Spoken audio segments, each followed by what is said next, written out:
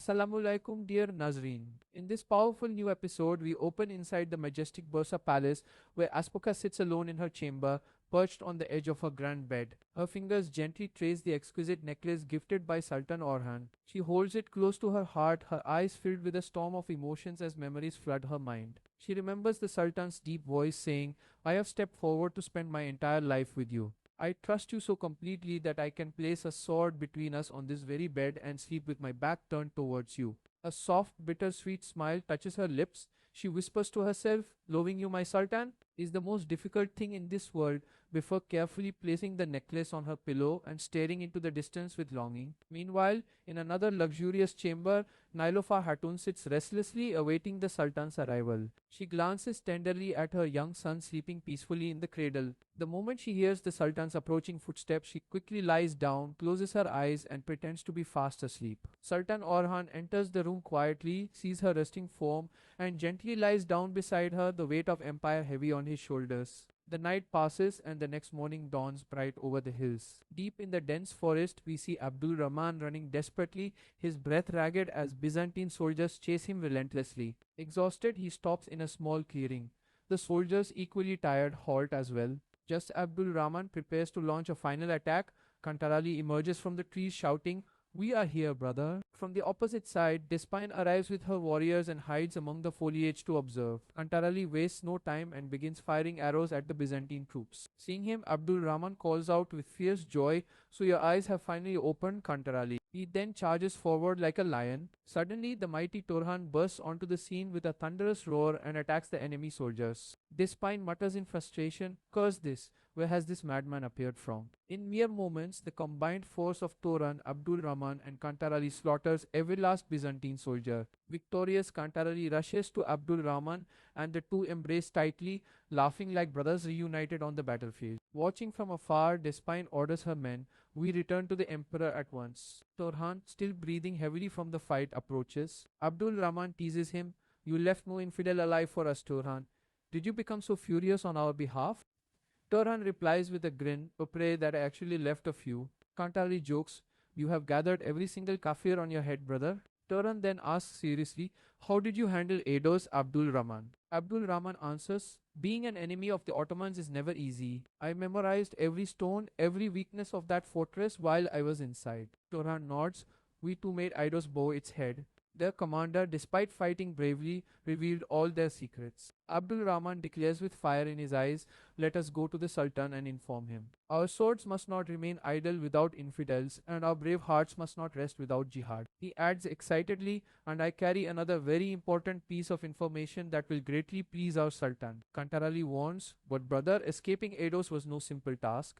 Torhan looks at Kantarali and says knowingly, Your silence tells me the princess helped you, didn't she? Kantarali is stunned. Which princess? What are you saying? Abdul Rahman explains, Not every infidel is the same. She risked her own life to save me. Kantarali laughs in disbelief.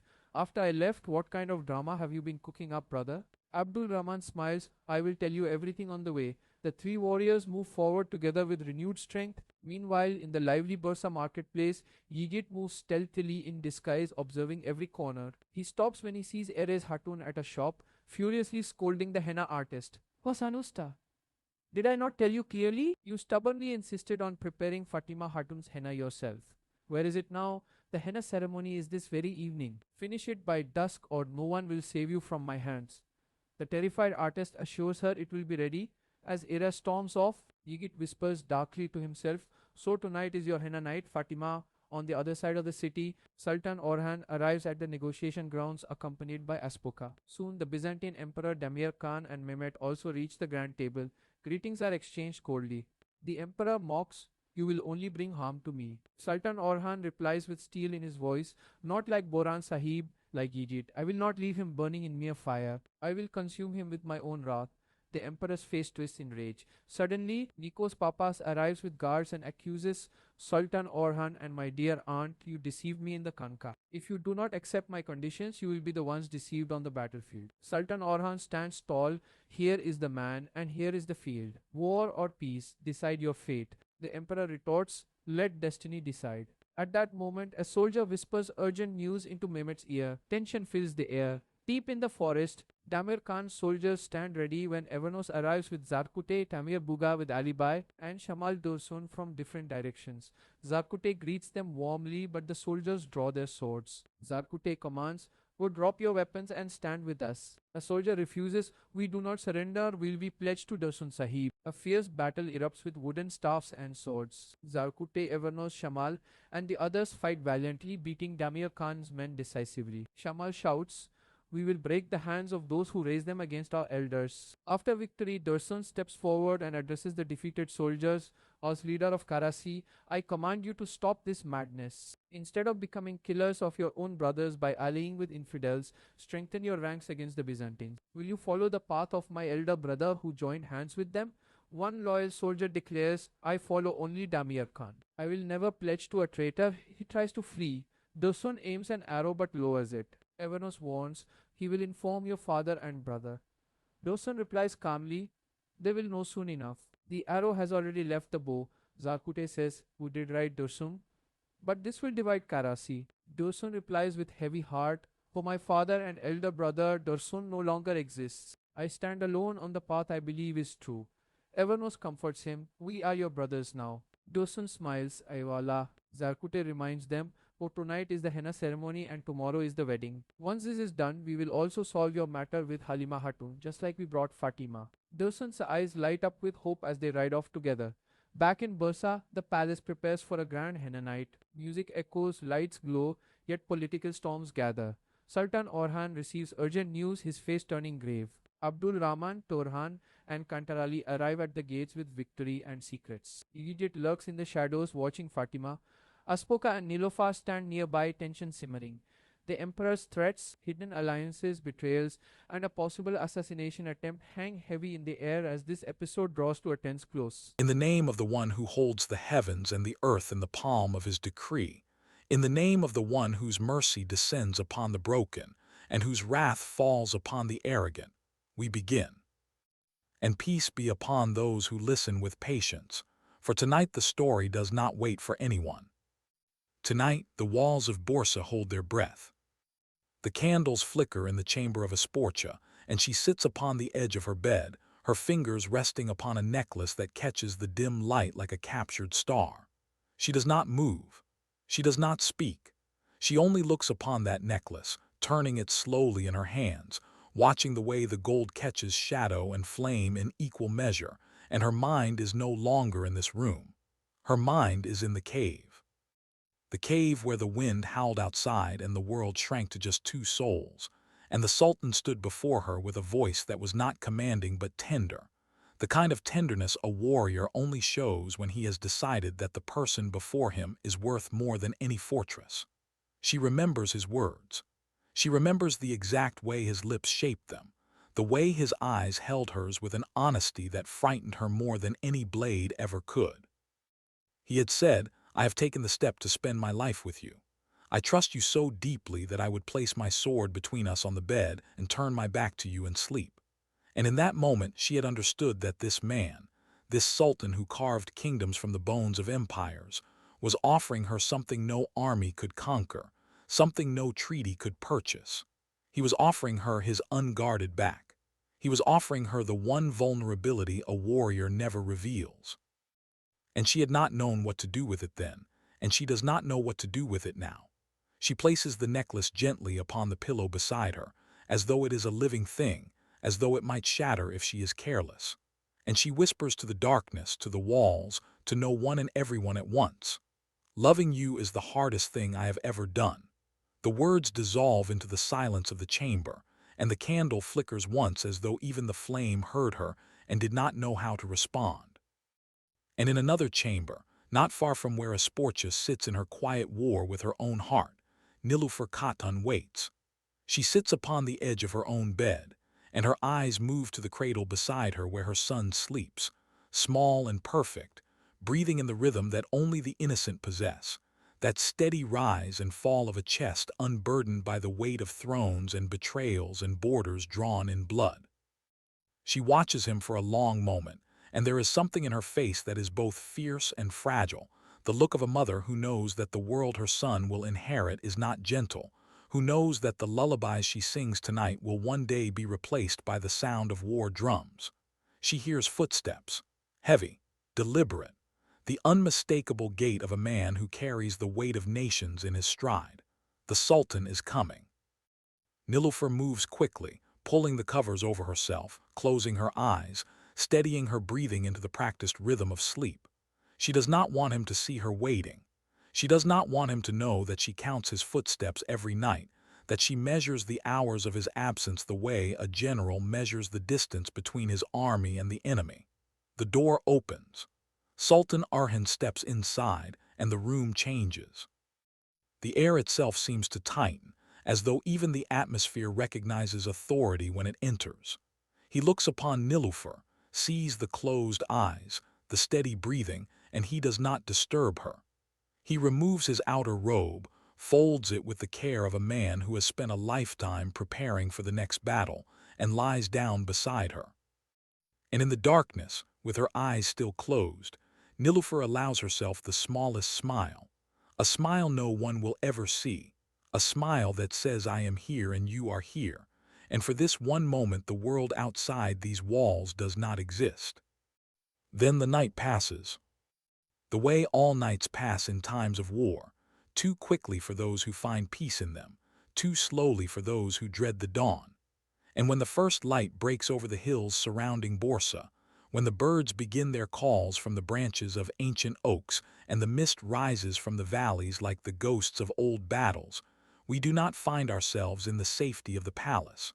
We find ourselves in the forest. Deep in the forest, where the trees grow so thick that the morning light barely penetrates, where the ground is soft with years of fallen leaves, where every shadow could be a friend or a grave.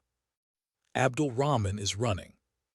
He runs with the desperation of a man who knows that the cost of stopping is not just his own death, but the failure of everything he carries inside his mind, every piece of intelligence, every weakness he has mapped, every secret he has pried from the stones of the enemy's fortress. His breath comes in ragged gasps, and the sweat on his face mixes with the dirt and the scratches from branches that tear at him as he crashes through the undergrowth. Behind him, the Byzantine soldiers follow. They are relentless, these soldiers of the old empire, trained in pursuit, trained in the ancient art of hunting men through terrain that favors the hunted. Their armor clinks with every stride, their voices call to each other in sharp commands, coordinating their movements like wolves closing in on wounded prey. Abdul Rahman can hear them. He can hear the crunch of their boots on the forest floor, the snap of branches they break in their pursuit, the harsh breathing of men who have been running long enough to feel the burn in their legs but not long enough to consider stopping. He bursts into a small clearing, a natural break in the trees where a fallen oak has created a gap in the canopy, and for a moment the sunlight hits him full in the face and he is exposed, visible, vulnerable. He stops, not because he wants to, because he has to, because his body has reached the limit that even willpower cannot push past, and his hand finds the hilt of his sword and he draws it with the sound of steel singing against leather, and he turns to face them. The Byzantine soldiers pour into the clearing, 5 of them, 6, their swords already drawn, their formation spreading out to surround him, to cut off every avenue of escape. And Abdul Rahman plants his feet and raises his blade and prepares to sell his life at a price they will remember. But he does not have to.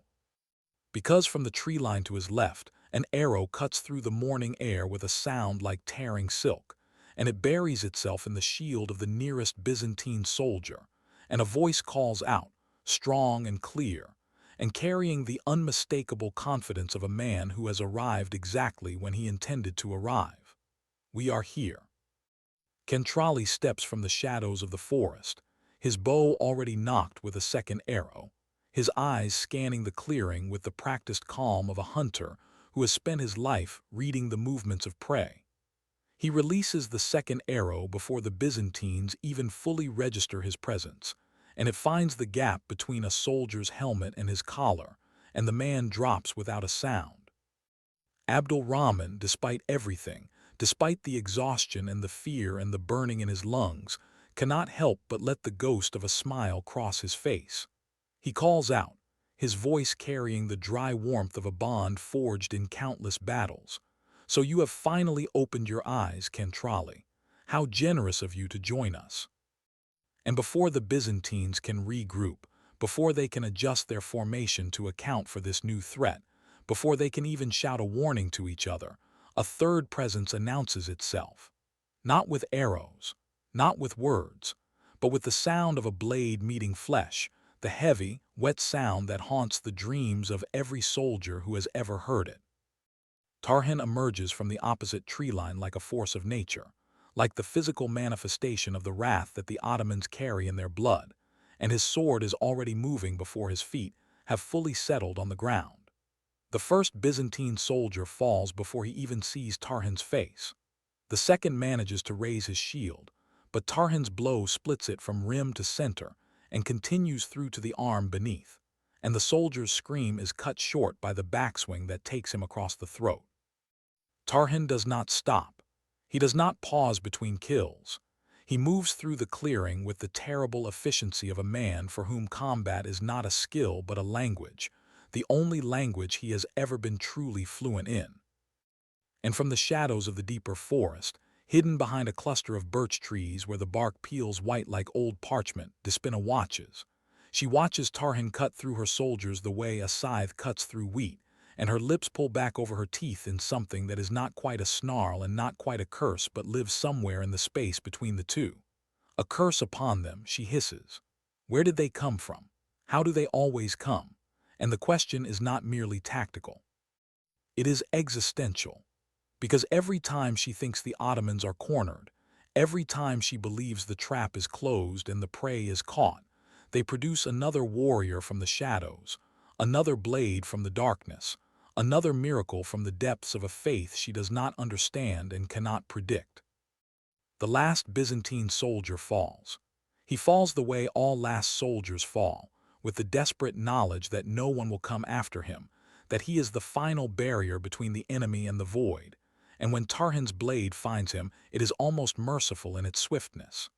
The clearing grows quiet.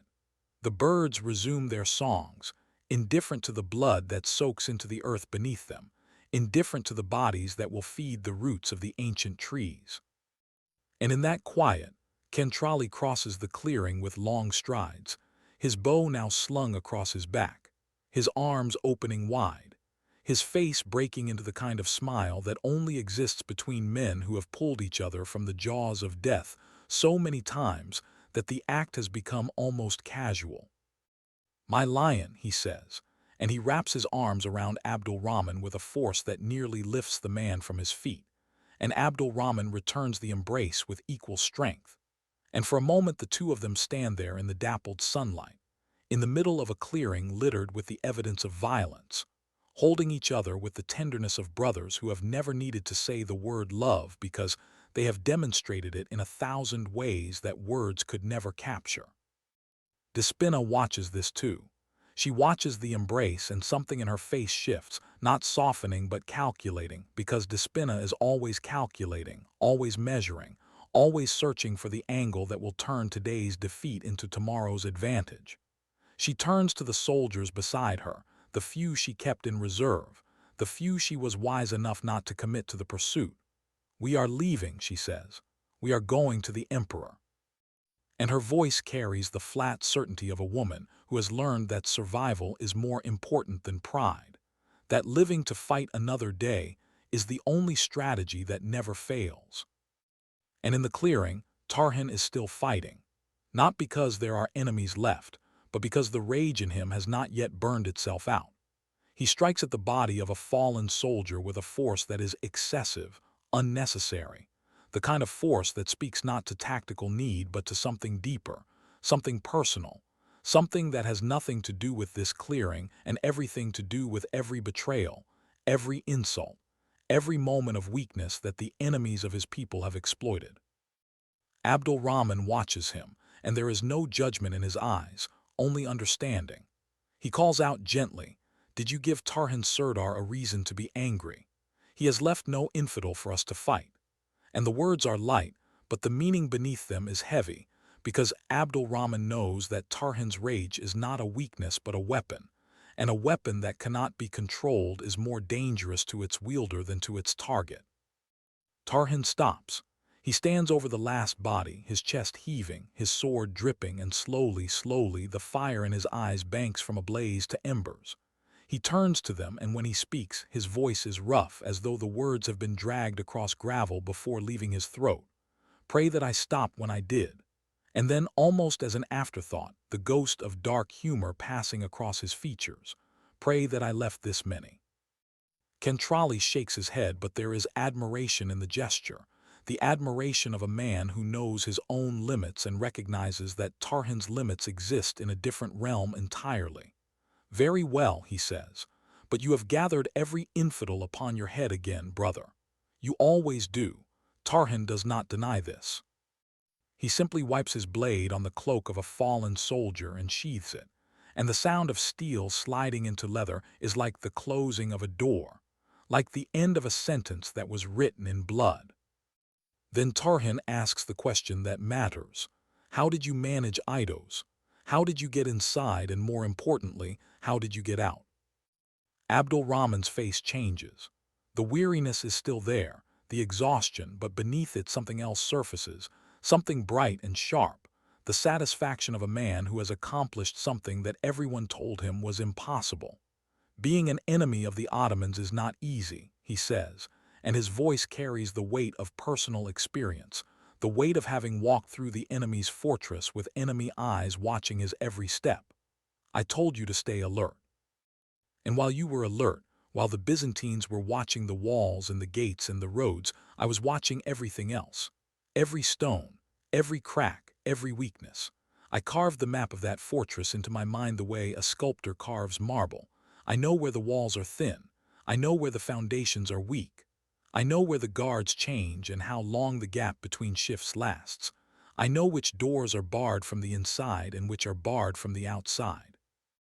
I know the name of the commander who drinks too much wine after midnight, and the name of the guard who falls asleep at the eastern watchtower when the wind blows from the south. Tarhan nods slowly, and when he speaks, there is something in his voice that is almost pride, almost tenderness, the way a brother acknowledges a brother's triumph. We did our part as well. We brought Eidos to its knees. Their commander fought hard, I will not deny him that. He fought with the stubbornness of a man who knows that surrender means death. But stubbornness is not strategy, and in the end, he revealed every weakness we needed. Abdul Rahman straightens. His eyes sharpen. Let us go to the Sultan, he says. Let us give him what we have found. The swords must not rest without infidels to meet them, and the brave must not rest without a path to walk. And then his expression shifts again, and something almost mischievous enters his features, something that Kentrali notices immediately. I have something else for the Sultan as well, another piece of information, something unexpected. Kentrali looks at him with the narrow eyes of a man who has known Abdul Rahman long enough to recognize when he is holding back the most important part of a story. He says slowly, carefully, but brother, leaving Eidos is not as easy as entering it. They will be searching for you. Every road, every path, every goat trail between here and Borsa will have Byzantine eyes on it. How did you get out? Tarhan answers before Abdul Rahman can. His voice is quiet, knowing. Your silence tells me the answer. The princess helped you, did she not? And the clearing goes still. Even the birds seem to pause, as though they too are waiting for the answer to this question that sits at the intersection of war and something else, something more complicated than war, something that cannot be resolved with swords or sieges. Kentrali's eyes go wide. Princess? What princess? Which princess? Since when are there princesses involved? What happened after I left? What exactly were you cooking while I was gone, brother? Abdul Rahman raises his hand, and the gesture is both calming and firm. Not every infidel is meant for the grave, he says quietly. She put her own life in danger to help me. She risked everything, her position, her safety, her family. She knew what would happen to her if they discovered what she had done, and she did it anyway. And I do not know why. I do not know if it was mercy or strategy or something I do not have a name for, but she did it. and I am here because of it. Kentrali stares at him for a long moment, his mouth slightly open, his expression cycling through disbelief and concern, and something that might be the very early stages of amusement. Princesses helping fugitives, he mutters. Princesses. What has this world come to? Since when do the daughters of our enemies open doors for us? Abdul Rahman shakes his head. I will tell you everything, all of it, every detail, but not here. Not in this clearing with the blood still wet on the ground. We go to the Sultan first. Everything else comes after. And Tarhan, who has been watching this exchange with the quiet intensity of a man who misses nothing, simply turns and begins walking toward the tree line, toward the path that leads back to Borsa, toward the Sultan who waits for news the way a general waits for reinforcements, knowing that the right information at the right moment is worth more than 10,000 soldiers. And the others follow, and the clearing empties. And the bodies of the Byzantine soldiers lie in the dappled sunlight, staring at a sky they will never see again, their blood feeding the roots of trees that will stand for centuries after their names have been forgotten. But we do not follow them yet. Because in Borsa, in the ancient bazaar where the merchants spread their wares beneath canopies of dyed cloth and the air smells of spices and leather and the smoke from bread ovens, something else is unfolding, something smaller, something that seems, at first glance, to have nothing to do with the great movements of armies and empires. But every fire begins with a single spark, and every catastrophe begins with a single moment that no one recognizes as dangerous until it is too late. Yajit walks through the bazaar. He has changed his appearance, altered his clothing, wrapped his head in a manner that changes the shape of his face in the casual glance of a passer-by. He moves through the crowd like a man who belongs here, like a man who has no secrets, like a man who is simply going about the ordinary business of an ordinary day. But his eyes are not ordinary. His eyes are scanning. His eyes are searching. His eyes are the eyes of a predator who has learned to wear the skin of prey. And then he hears it.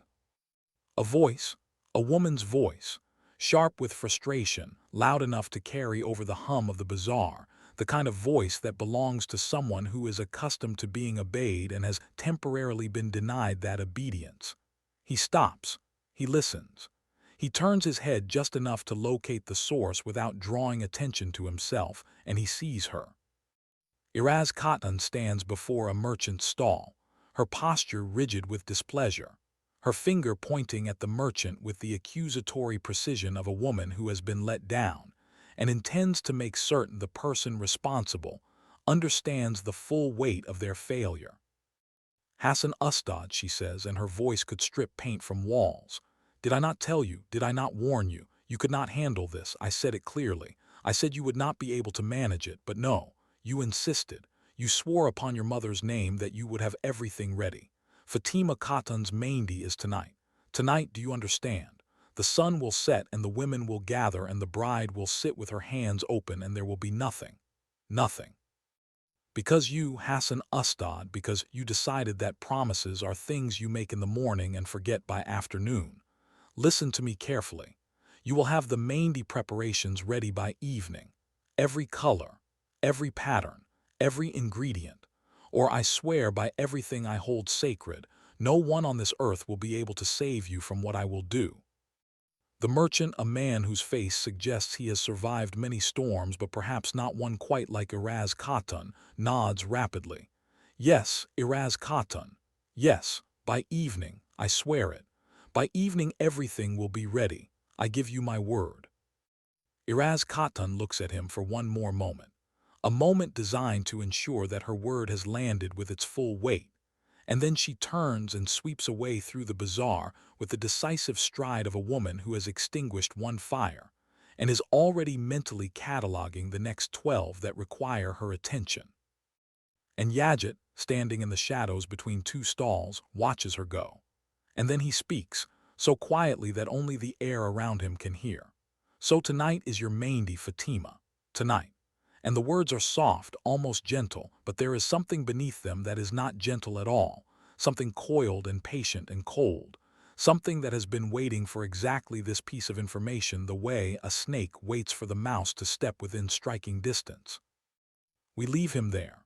We leave him in the shadows of the bazaar with his disguise and his soft words and his terrible patience, because there are larger things moving now, larger wheels turning, and the axis upon which they turn is a table set beneath an open sky where two powers face each other across a distance measured not in feet, but in centuries of blood. The meeting place sits in neutral ground between the territories, a clearing chosen for its openness, for the way it offers no advantage to either side, no cover for ambush, no elevated ground for archers. A table has been placed in the center, heavy oak, the kind of table that could bear the weight of a treaty or a declaration of war with equal indifference. Chairs on either side. And above it all, the sky, vast and blue and utterly unconcerned with the affairs of men who believe they can carve their names into its surface. Sultan Orhan arrives first. He rides with Asporça at his side, and his retinue fans out behind him in a formation that is simultaneously ceremonial and tactical, because the Sultan has never attended a meeting he was not also prepared to fight his way out of. He dismounts. He approaches the table. He stands behind his chair but does not sit, because sitting first is a concession, and Orhan Sahib does not make concessions. Then Şahinşah arrives. He comes from the opposite direction, and his retinue is larger, deliberately larger, designed to communicate strength through numbers, designed to make the statement that the Byzantine Empire, for all its wounds, for all its lost territories and crumbling walls, still commands more soldiers than the upstart Ottoman state. Demirhan rides at his right side, his face the carved mask of a man who has traded his heritage for position, and has not yet decided whether the trade was worth it. Mahmud rides at his left, silent, watchful, a man whose role is not to speak, but to observe, to catalogue, to remember. They approach the table. Demirhan speaks first, stepping forward with the exaggerated courtesy of a man performing a role. Assalamu alaikum. The greeting falls into the space between them like a stone dropped into still water, and the ripples spread outward in every direction. Sultan Orhan does not return the greeting, not immediately. He lets the silence stretch, lets it pull taut like a bowstring, and then he speaks, and his voice is the voice of a man who has measured every word the way an architect measures the load-bearing capacity of a wall. Peace is exchanged with those from whom no harm is expected. From you, there will always be harm. The words land. Demirhan's face tightens almost imperceptibly, the way a crack appears in a dam before the flood.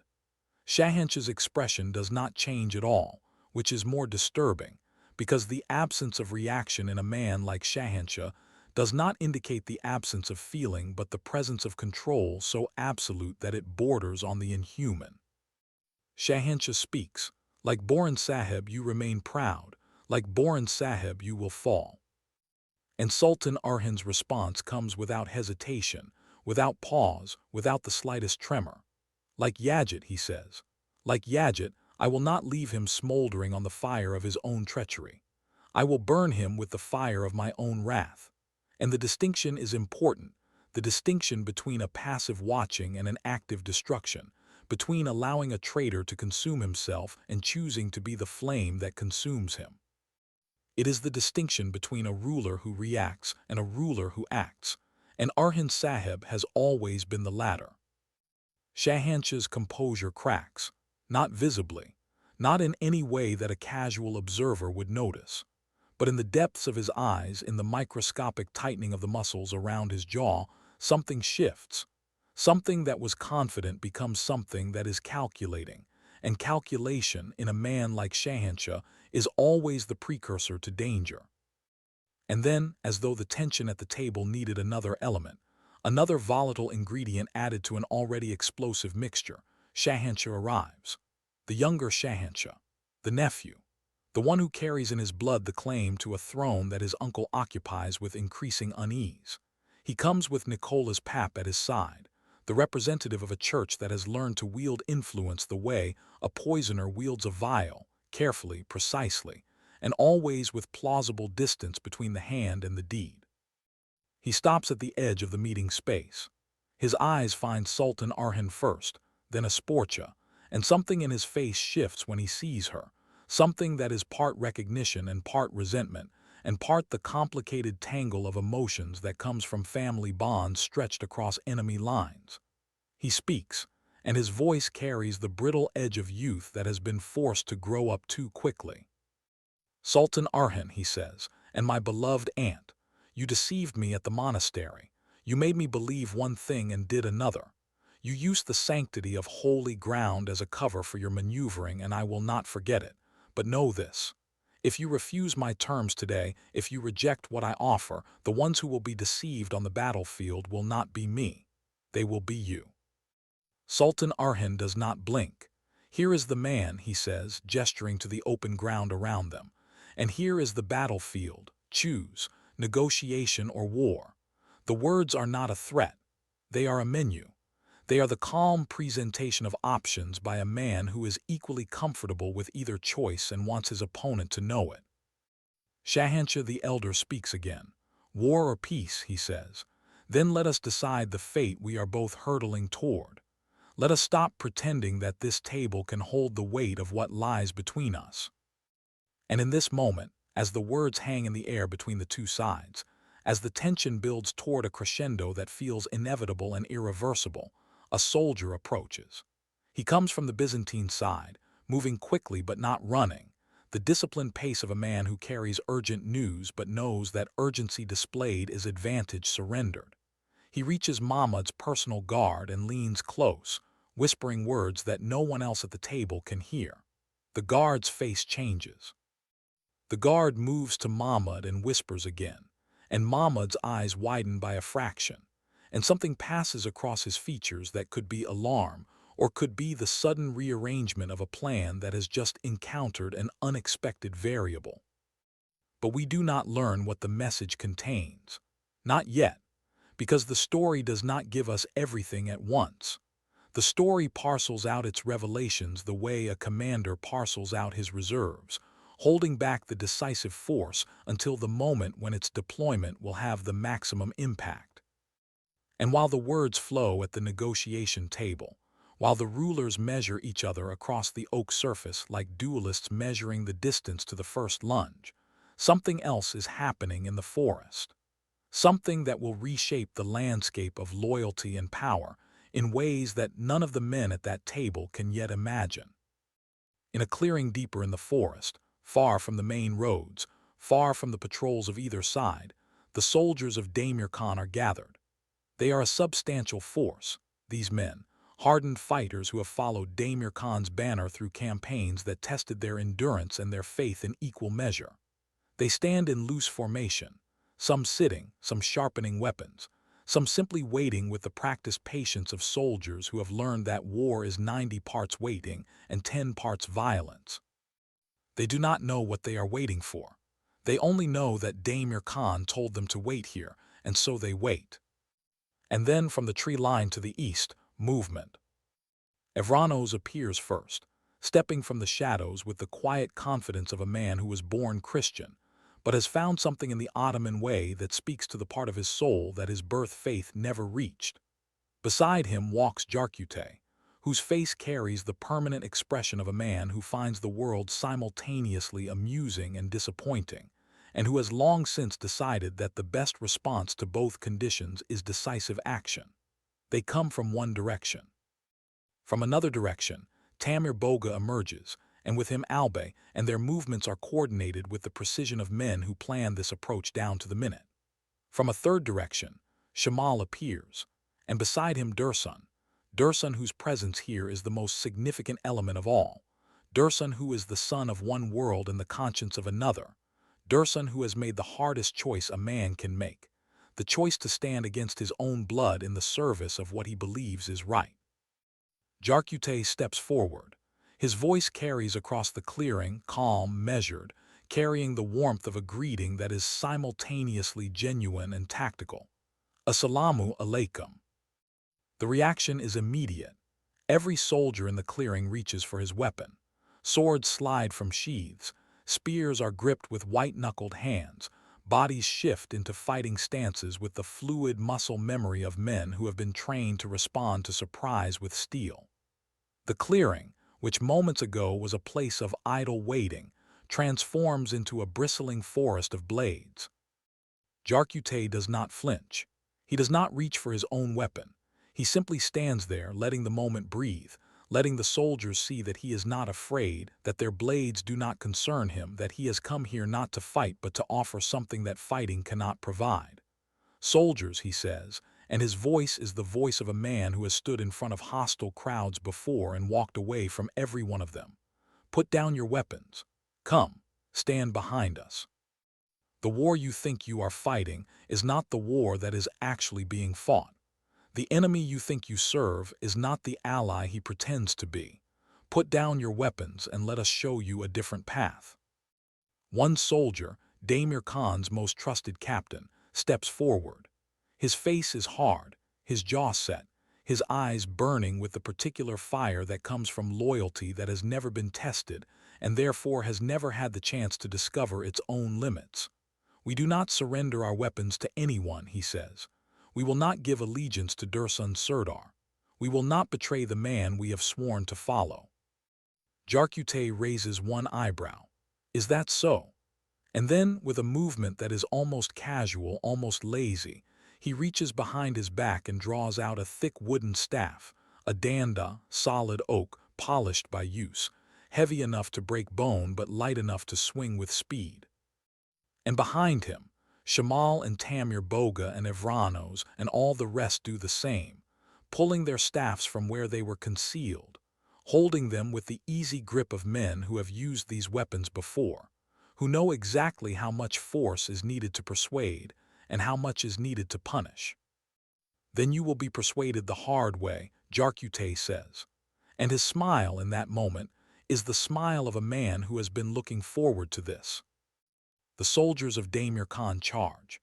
They come in a wave, swords raised, voices raised, the full-throated roar of men who have been insulted and intend to answer the insult with violence. And the Ottomans meet them, not with swords, not with the killing steel that would turn this clearing into a graveyard, but with staffs, with wood, with the deliberate choice to hurt without destroying, to punish without killing, because these men, these soldiers of Demir Khan, are not Byzantine enemies. They are lost brothers. They are sheep who have followed a false shepherd, and the Ottomans have come not to slaughter them but to bring them home. The sound of wood meeting flesh fills the clearing. It is a different sound than the sound of steel, less final, more percussive, the sound of lessons being taught through the medium of bruised muscle and cracked bone. Jarkute moves through the chaos with the efficiency of a man who has turned the staff into an extension of his own body, blocking a sword strike here, delivering a crushing blow to a shoulder there, sweeping legs out from under a charging soldier with a low swing that sends the man tumbling to the earth with the graceless impact of a felled tree. Evranos fights beside him, and there is something remarkable about watching Evranos fight, something that transcends the mere mechanics of combat, because every blow he strikes is proof of a transformation, proof that a man can shed one identity and take on another, proof that belief is stronger than blood and choice is more powerful than birth. Shamal cracks his staff across the back of a soldier who is trying to flank Tamir Boga, and as the man goes down, Shamal stands over him and speaks, and his voice carries the righteous heat of a man who takes personal insult from the actions of those who threaten his elders. Those who raise their hands against our leaders will find their hands broken, he says, and the words are not a threat but a promise, a statement of natural law as immutable as gravity. The fight does not last long. It was never going to last long, because the soldiers of Demir Khan, for all their loyalty, for all their training, are fighting men who are not merely skilled but inspired, men who carry in their hearts the conviction that what they are doing is not just tactically correct but morally necessary. And moral necessity, when it is genuine, when it burns in the chest like a second heart, gives a fighter something that mere training cannot provide. It gives him the willingness to absorb punishment in service of a cause, to keep fighting when his body tells him to stop, to see beyond the immediate pain to the larger purpose that justifies it. One by one, Damir Khan's soldiers fall, not dead, not dying, but beaten, battered, lying on the forest floor with their weapons scattered around them, groaning, gasping, reconsidering the choices that brought them to this clearing and this moment. Jarkute stands in the center of the aftermath, his staff resting on his shoulder, his breathing barely elevated, and he looks at Evranos and says with genuine warmth, "You have become quite the Ottoman warrior, Evranos, quite the Ottoman man." And the compliment is more than words. It is an acknowledgement. It is a welcome. It is the verbal equivalent of opening a door and saying, "You belong here now. This is your home."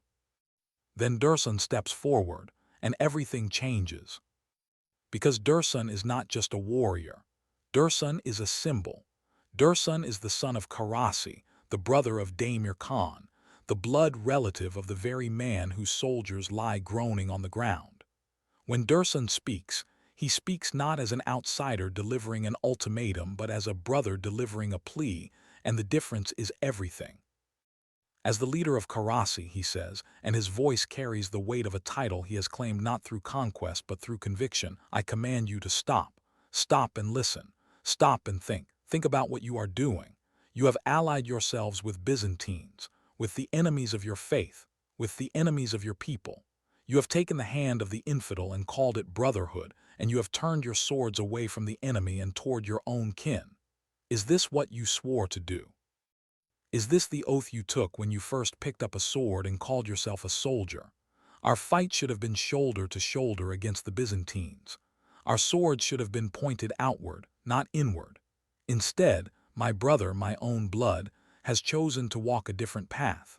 He has chosen alliance with those who would see our people destroyed, and he has asked you to walk that path with him.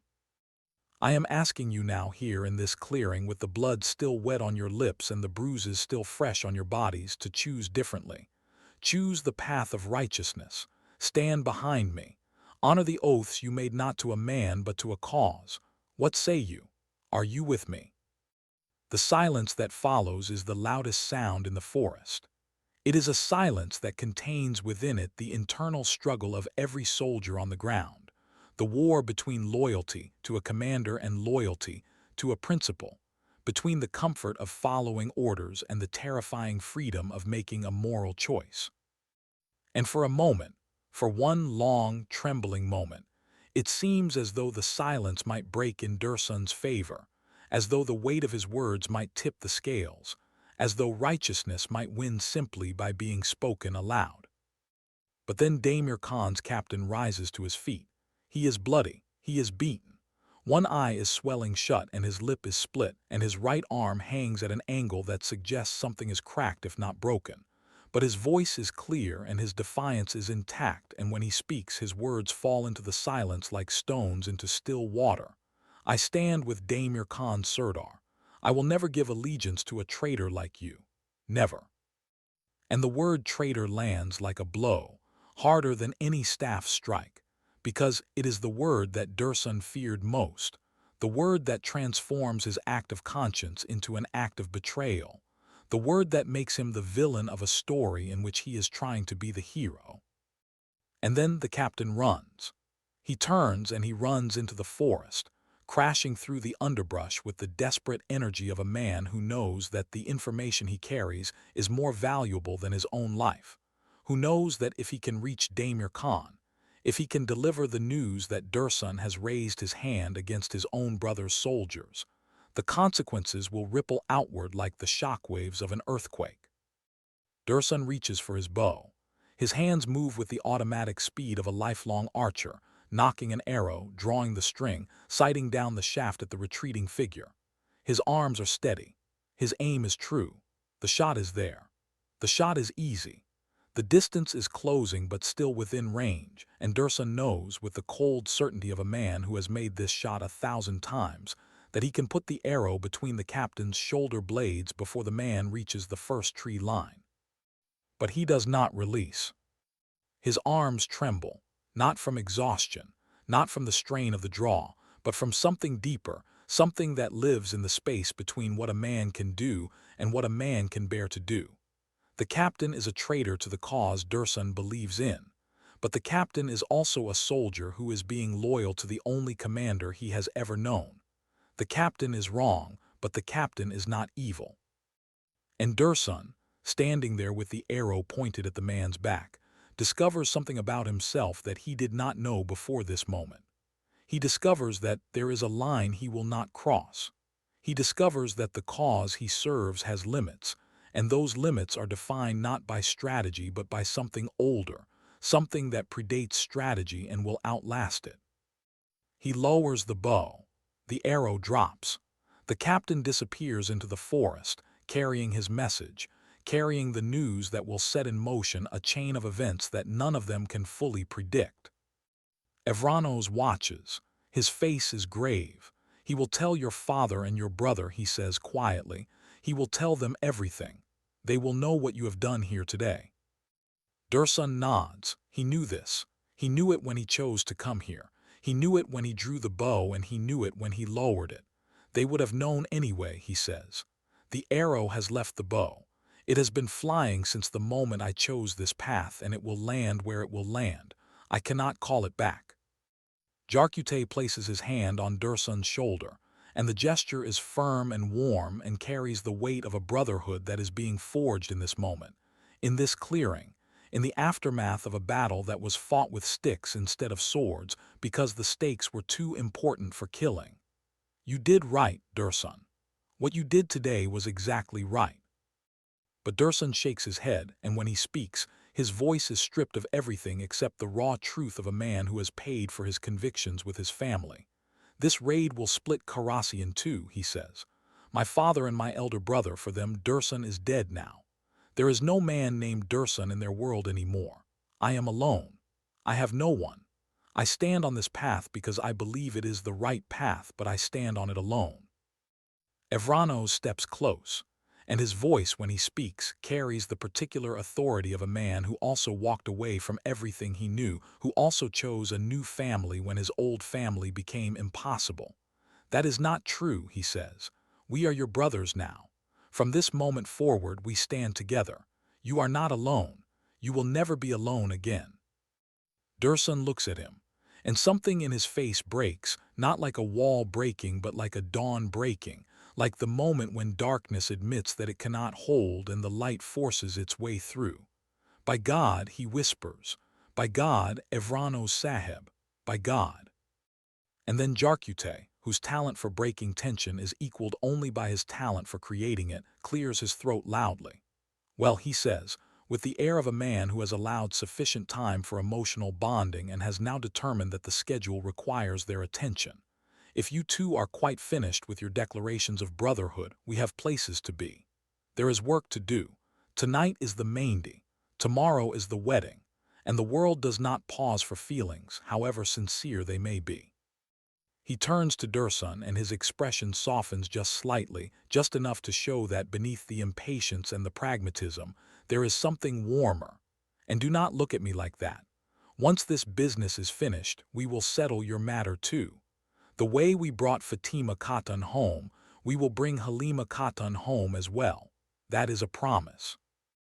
Evranos nods. Yes, absolutely. You will have your heart's desire, my brother, trust in that. And Dursun, standing in a clearing full of groaning soldiers and scattered weapons, standing on the ruins of his old life and the foundations of his new one, allows himself the smallest of smiles. By God, he says again, and this time the words are not a lament but a prayer, a hope, a declaration. I wait for that day with everything I have. The day I bring Halima Khatun home, God willing, I will be the first to reach her. God willing, I will carry her away from the life they have trapped her in and into the life she deserves. Jarkute claps his hands together once, the sound sharp as a whip crack. We will. I give you my word. Now stop worrying. Leave the rest to me. Let us move. Let us go. There is too much to do and too little daylight to do it in. And they move. They gather their staffs and their scattered equipment, and they leave the clearing behind them, stepping over the groaning forms of Damir Khan's soldiers, walking into the forest with the unified stride of men who have just accomplished something that cannot be undone.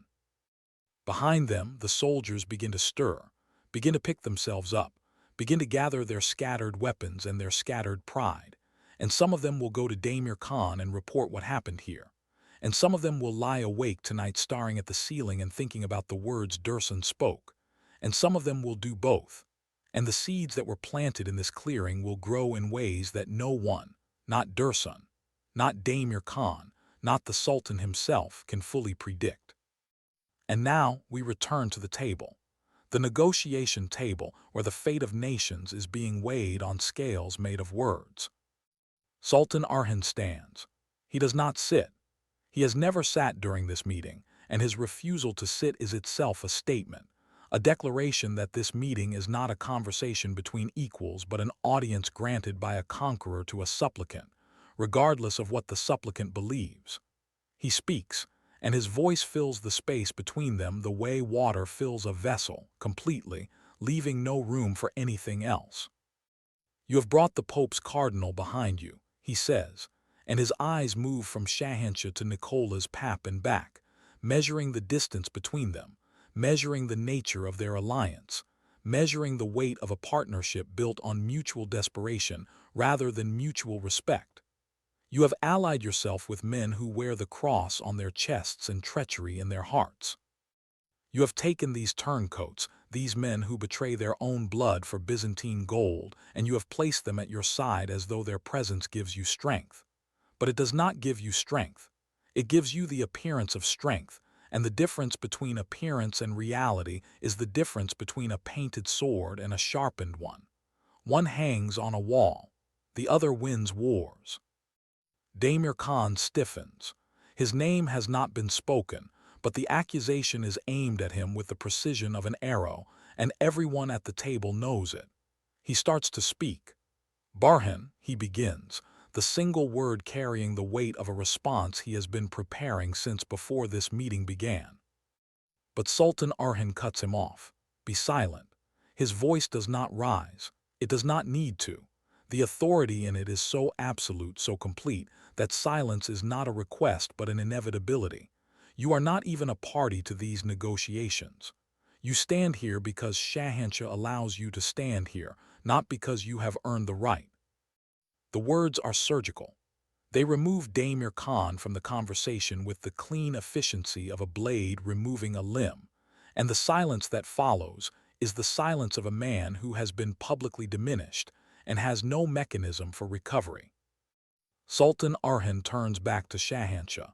"These men you have placed behind you, these displays of force, you use them to project your power onto me. You want me to see your strength and tremble. Is this your strategy?" Şahinşah does not deny it. He sees no reason to deny it. "Exactly," he says, and his voice carries the smooth confidence of a man who has played this game for decades and believes he knows every move before it is made. "That is exactly what I wanted. I wanted you to see my strength with your own eyes. I wanted you to understand what you face, not just my armies, not just my generals, but the full weight of everything I command. I was giving you one final chance. One last opportunity to save your own life, to save the lives of your people." "And what would this gracious mercy cost me?" Sultan Orhan asks, and the word gracious is a blade wrapped in silk. Şahinşah leans forward. "Borsa," he says, "and Surgut, and everything you have taken from Rome, every city, every fortress, every village, every inch of land that was once beneath the eagle banner and now flies your crescent, you will return it all. You will withdraw to whatever mountain cave your grandfather crawled out of, and you will thank God that I allowed you to keep your life." The words land. They land like a siege stone crashing through a castle wall, massive and destructive, designed to shatter not just defenses but resolve. And for a moment, the silence at the table is so complete that the distant call of a hawk circling overhead is clearly audible, the thin cry of a predator riding the thermals, searching the ground below for prey. "And if I refuse?" Sultan Orhan asks, and his voice has not changed, not in volume, not in tone, not in the absolute steadiness that marks every word he speaks. Then it will not be just my army, Şahinşah says. At the Pope's call, the entire Christian world will descend upon you, every kingdom, every principality, every knight who has ever sworn an oath before an altar. They will come. They will come in numbers you cannot imagine, and they will sweep across this land like a flood, and when the waters recede, there will be nothing left of you. Not a flag, not a fortress, not a name. Sultan Orhan looks at him for a long moment, and something in his expression shifts, not toward fear, not toward anger, but toward something that is almost pity, the pity of a man who sees his opponent reaching for a weapon that he knows is broken. The treaty with the Bulgarians has served you well, he says quietly. The Pope's mercenary bands hiding in the folds of their robes, their wandering gangs, do you think you can frighten me with them? You forget too quickly what they did to you. You forget the Fourth Crusade. You forget the sack of Constantinople. You forget the way your Christian brothers tore your city apart and melted down your icons for gold. These are the allies you threaten me with. These are the wolves you invite to guard your flock. The blow lands. It lands precisely where Orhan Sahib intended it to land, in the place where Şahinşah's confidence is thinnest, in the memory of the greatest betrayal in Byzantine history, the day when the Crusaders who were supposed to pass through Constantinople on their way to the Holy Land decided instead that the richest city in the world was a prize worth taking, and they took it, and they burned it. And they desecrated every church and every shrine and every sacred space that the Byzantines had spent a millennium building. It is the wound that never healed. It is the scar that Şahinşah carries beneath his imperial robes, hidden from public view, but always present, always aching, always reminding him that the Christian brotherhood he invokes is a fiction, a convenient myth that dissolves the moment it is tested by the reality of greed and ambition. Şahinşah's face darkens, the smooth confidence cracks, and beneath it, something older and rower surfaces, something that looks very much like the fury of a man who has been reminded of a shame he cannot escape. Answer me, he says, and his voice has lost its diplomatic polish, has been stripped down to the bare metal of command. War or peace? Choose. And Sultan Orhan smiles. It is not a warm smile. It is not a triumphant smile. It is the smile of a man who has been waiting for exactly this question, who has been maneuvering the entire conversation toward this precise moment, who has been leading his opponent down a corridor that appears to offer two doors but actually offers only one. I did not come here to give answers, he says. I came here to receive them. The words fall into the silence like the first drops of rain before a storm, each one distinct, each one carrying the promise of what is to come. And then Sultan Orhan delivers the blow that will reshape everything. Surrender İznik to me. Hand it over. Release it from your grip and place it in mine. Do this, and I will allow you to continue sitting on the throne of Constantinople.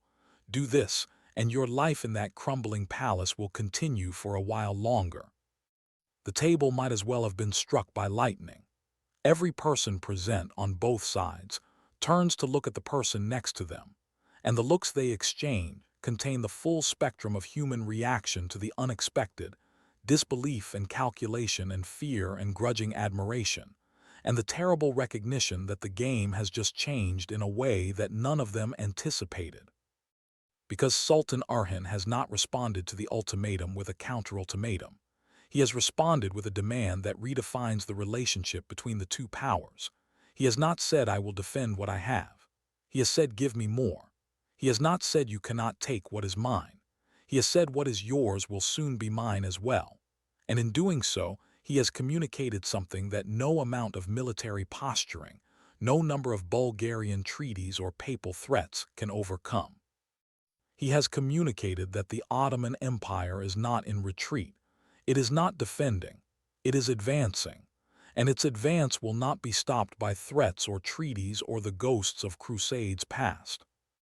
And while the rulers stare at each other across the table, while the silence stretches toward a breaking point that feels like the moment before an earthquake, deep in the forest, the other war continues. The war that is not fought with words but with wood and iron, the war between brothers, the war that will determine not just who controls Karasi but who controls the future of the Ottoman alliance. In the clearing where Dursun made his stand, the last of Demir Khan's soldiers have been brought to heel. They kneel on the forest floor, their weapons confiscated, their pride battered, their certainties shaken. And above them, Jarkute and Evranos and Shamal and Tamir Boga and Dursun stand in a line, their staffs resting on their shoulders, their faces carrying the calm determination of men who know that what they have done today is only the beginning. Because the escaped captain is running through the forest even now, carrying his message toward Demir Khan, carrying the news that will turn brother against brother and force every man in Karasi to choose a side. And when that news arrives, when Demir Khan learns that his own blood has risen against him, the fragile web of alliances that holds the region together will begin to tear, and the tearing will not stop until something new is woven in its place, something stronger or something worse, and no one, not even Sultan Orhan himself, can predict which it will be. Jarkute straightens his back. He looks at his companions, at these men who have followed him into a clearing full of hostile soldiers armed with nothing but wooden staffs and the conviction that they were right. "Come," he says, "the Mehndi waits for no man, and tomorrow the wedding, and after the wedding the war, and after the war whatever God has written for us in the book that we are not permitted to read until the page turns." And they walk. They walk out of the clearing and into the forest, into the dappled light of a day that is still young, a day that has already seen more conflict and courage than most days contain in their entirety. They walk toward Borsa, toward the celebration that waits, toward the Mehndi where Fatima Khatun will sit with her hands open, and the henna will be applied in patterns that symbolize fertility and joy, and the hope that the future will be gentler than the past. But in the shadows of the bazaar, Yajit watches. Yajit waits. Yajit knows about the Mehndi now, and Yajit has plans of his own, and those plans are not gentle, and the future they promise is not joyful, and the patterns they will leave behind will not be drawn in henna but in something darker, something that does not wash away. And at the negotiation table the silence continues to stretch. Şahinşah has not responded to Orhan Sahib's demand. He cannot accept it. He cannot refuse it. He is trapped in the space between capitulation and war, and every second of silence is a second in which his position weakens, because silence, in negotiations of this magnitude, is not neutral. Silence is surrender conducted in slow motion. And somewhere in the forest, Tarhan and Abdul Rahman and Kantrali are making their way toward the Sultan, carrying intelligence that will sharpen every blade and strengthen every wall, carrying the map of Idos's weaknesses in Abdul Rahman's mind, carrying the story of a Byzantine princess who chose to help an Ottoman spy for reasons that even she might not fully understand. And in her chamber in Borsa, Asporcha's necklace lies on the pillow where she placed it, catching the light of the morning sun that streams through the window, and the light plays across its surface, the way memory plays across the surface of a heart, illuminating some parts and leaving others in shadow. And in another chamber, Nilüfer Khatun has opened her eyes at last, and the Sultan is gone, his side of the bed empty and cold, and she reaches out and touches the place where he lay, and her fingers rest on the fabric that still holds the faint warmth of his body, and she holds on to that warmth the way a drowning person holds on to a rope, because in the world of sultans and empires, warmth is the most temporary and most precious commodity. And those who have known it understand that it must be cherished in the moment of its existence, because it does not last, and it does not return, and when it is gone, the cold that replaces it is the kind of cold that no fire can remedy. The sun climbs higher. The day moves forward. And the war that was here before any of them were born and will be here after all of them are dust, the war between empires and faiths and brothers and lovers, the war that is fought on battlefields and in bedchambers and at negotiation tables and in the secret spaces of the human heart, that war continues. It always continues. The swords have not been sheathed. The arrows have not been spent. The words that were spoken today at that oak table will echo through the halls of both empires for weeks and months and years, shaping decisions, fueling grudges, inspiring acts of courage and acts of treachery in equal measure. Yapacak moves through the bazaar with his terrible patience, and Dursun rides toward a future that has no road, and Tarhan carries his rage like a second sword, and Abdul Rahman carries his secrets like a second skin, and Şahinşah sits behind his walls and calculates the cost of a war he is no longer certain he can win. And Sultan Orhan rides back toward Bursa with the quiet certainty of a man who has already decided that what he holds he will never surrender, and what he does not hold he will take. The Mehndi will happen tonight, the henna will be applied, the songs will be sung, and somewhere in the shadows, in the spaces between celebration and catastrophe, the next chapter of this war is already being written. And the ink is not yet dry, and the hand that holds the pen does not tremble. And the story, this story of faith and fire, of love and betrayal, of brothers torn apart and empires built from the wreckage of other empires, this story is not over. It is nowhere close to over. The swords are still drawn, the arrows are still knocked, the hearts are still beating, and the dawn, when it comes, will not bring peace. It will bring clarity, the terrible, beautiful clarity of a world in which every man must choose where he stands and live with the consequences, and die with the knowledge that the choice he made was the only choice he could have made, because in the end, that is all any of us have. The choice, and the courage to make it, and the faith to believe that it matters. The war continues. The night has not yet fallen over Bursa, but already the shadows lengthen across the stone courtyards and the narrow streets where merchants fold their wares and children are called inside by mothers who know that darkness brings more than stars. The air carries the scent of cooking fires and jasmine and something else, something that those who have lived through war learn to recognize without being able to name, the scent of anticipation, the smell of a world holding its breath before the storm. And in the great hall of the palace, Sultan Orhan sits upon a seat that is not a throne but carries the weight of one, because any seat becomes a throne when a man like Orhan Sahib occupies it. His counselors stand before him in a half-circle, their faces grave, their hands clasped behind their backs in the manner of men who have learned that news delivered to a sultan must be delivered with precision and without embellishment.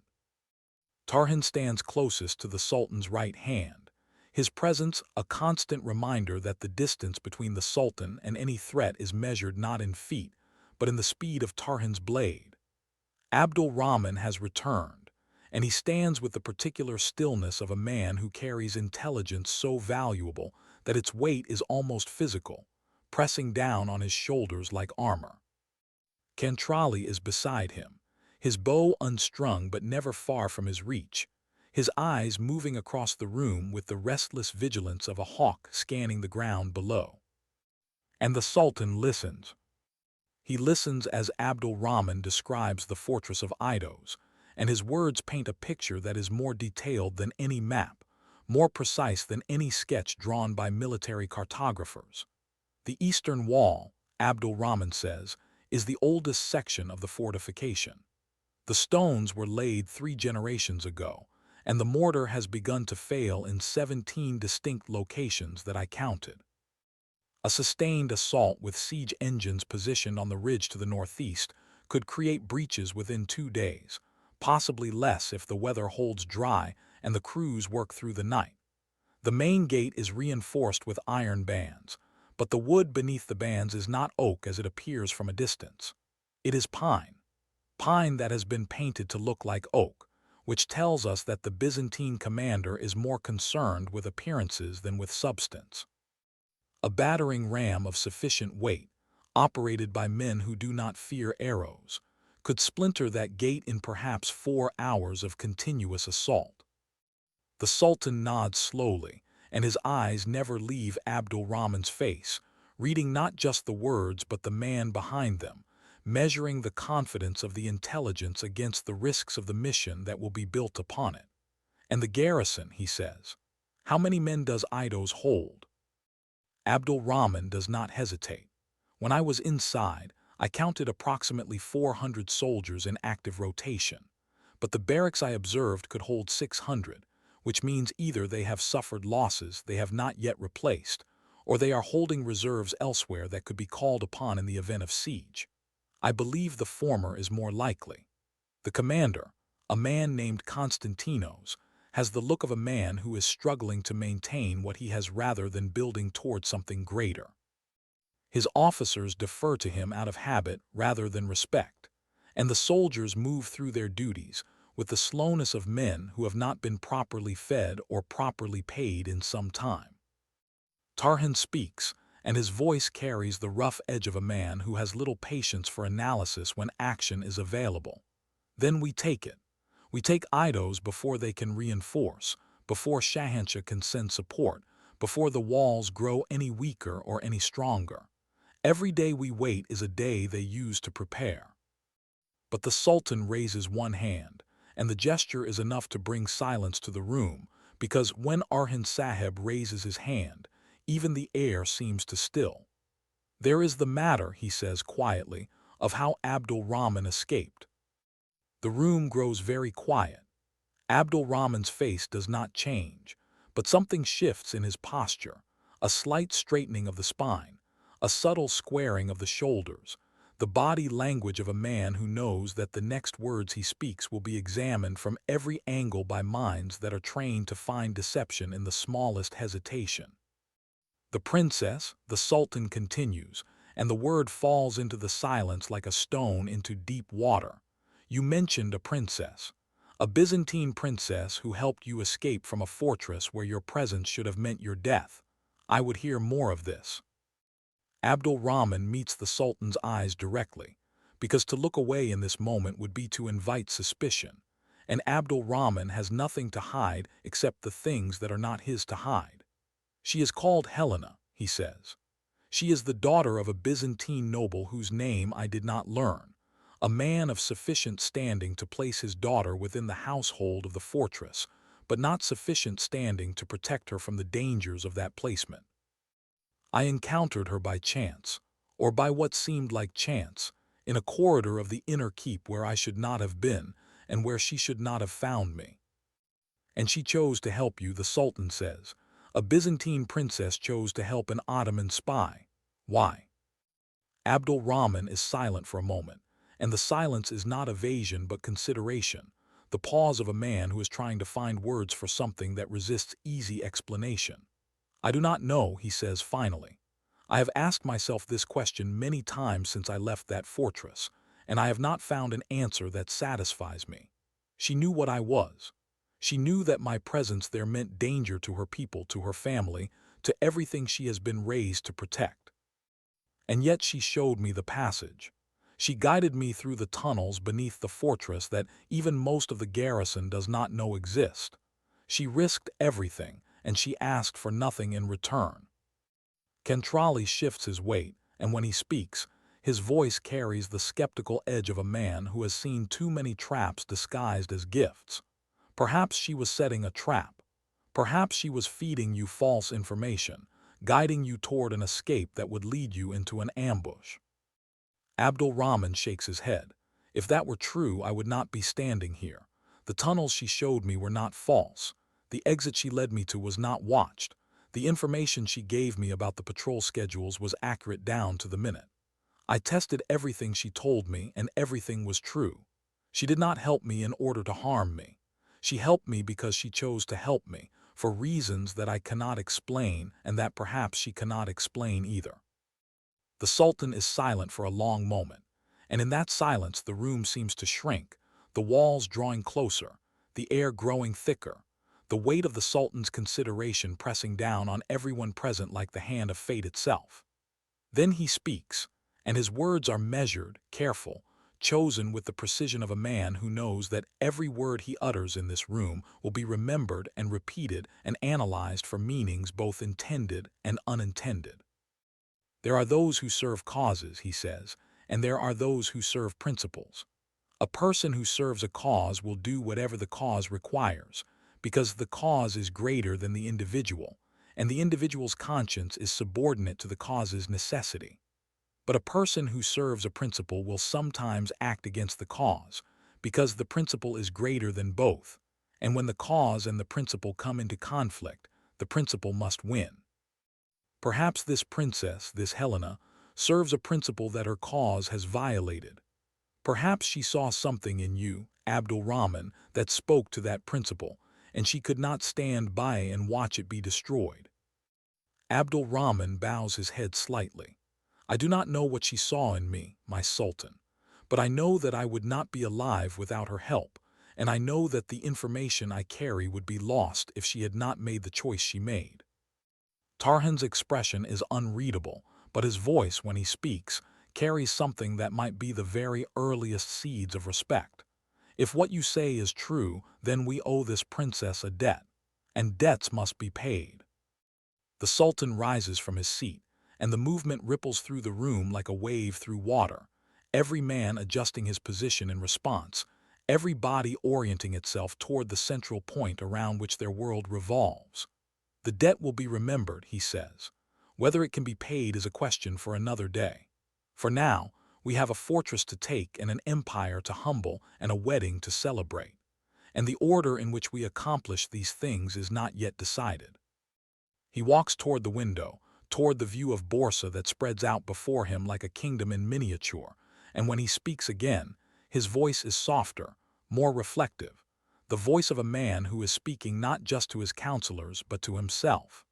Şahinşah believes he can threaten me with the Pope, he says.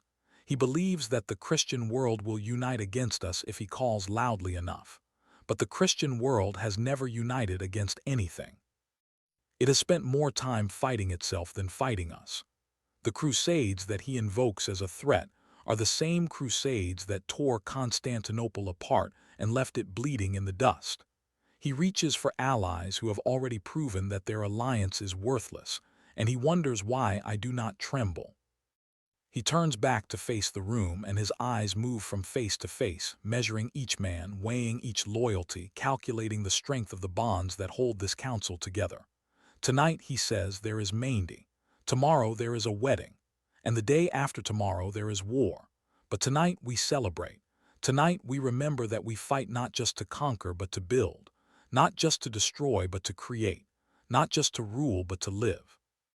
And if we forget that, if we become nothing more than swords with no hands to wield them, then we have already lost, even if we win every battle from here to the walls of Constantinople. He nods once, a gesture of dismissal, and the counselors begin to disperse, moving toward their various duties with the purposeful stride of men who have been given direction and are eager to prove themselves worthy of it. But as Abdul Rahman turns to leave, the Sultan's voice stops him. Stay a moment. Abdul Rahman turns back. The room empties around him until only he and the Sultan remain, and the silence between them is different now, charged with something personal, something that transcends the relationship between ruler and spy. This princess, the Sultan says quietly, did you make her any promises? Abdul Rahman considers the question carefully before answering. I promised her nothing, my Sultan. I did not promise safety. I did not promise rescue. I did not promise that her choice would not cost her everything. I could not make those promises because I do not have the power to keep them. The Sultan nods slowly. That is wise. Promises made in darkness are the hardest to keep in daylight. But tell me this. If you had the power to keep them, would you have made them? Abdul Rahman is silent for a long moment, and when he speaks, his voice is quiet, stripped of the formality that usually governs his speech, raw with something that is almost vulnerability. Yes, he says, I would have. Not because I owe her a debt, though I do.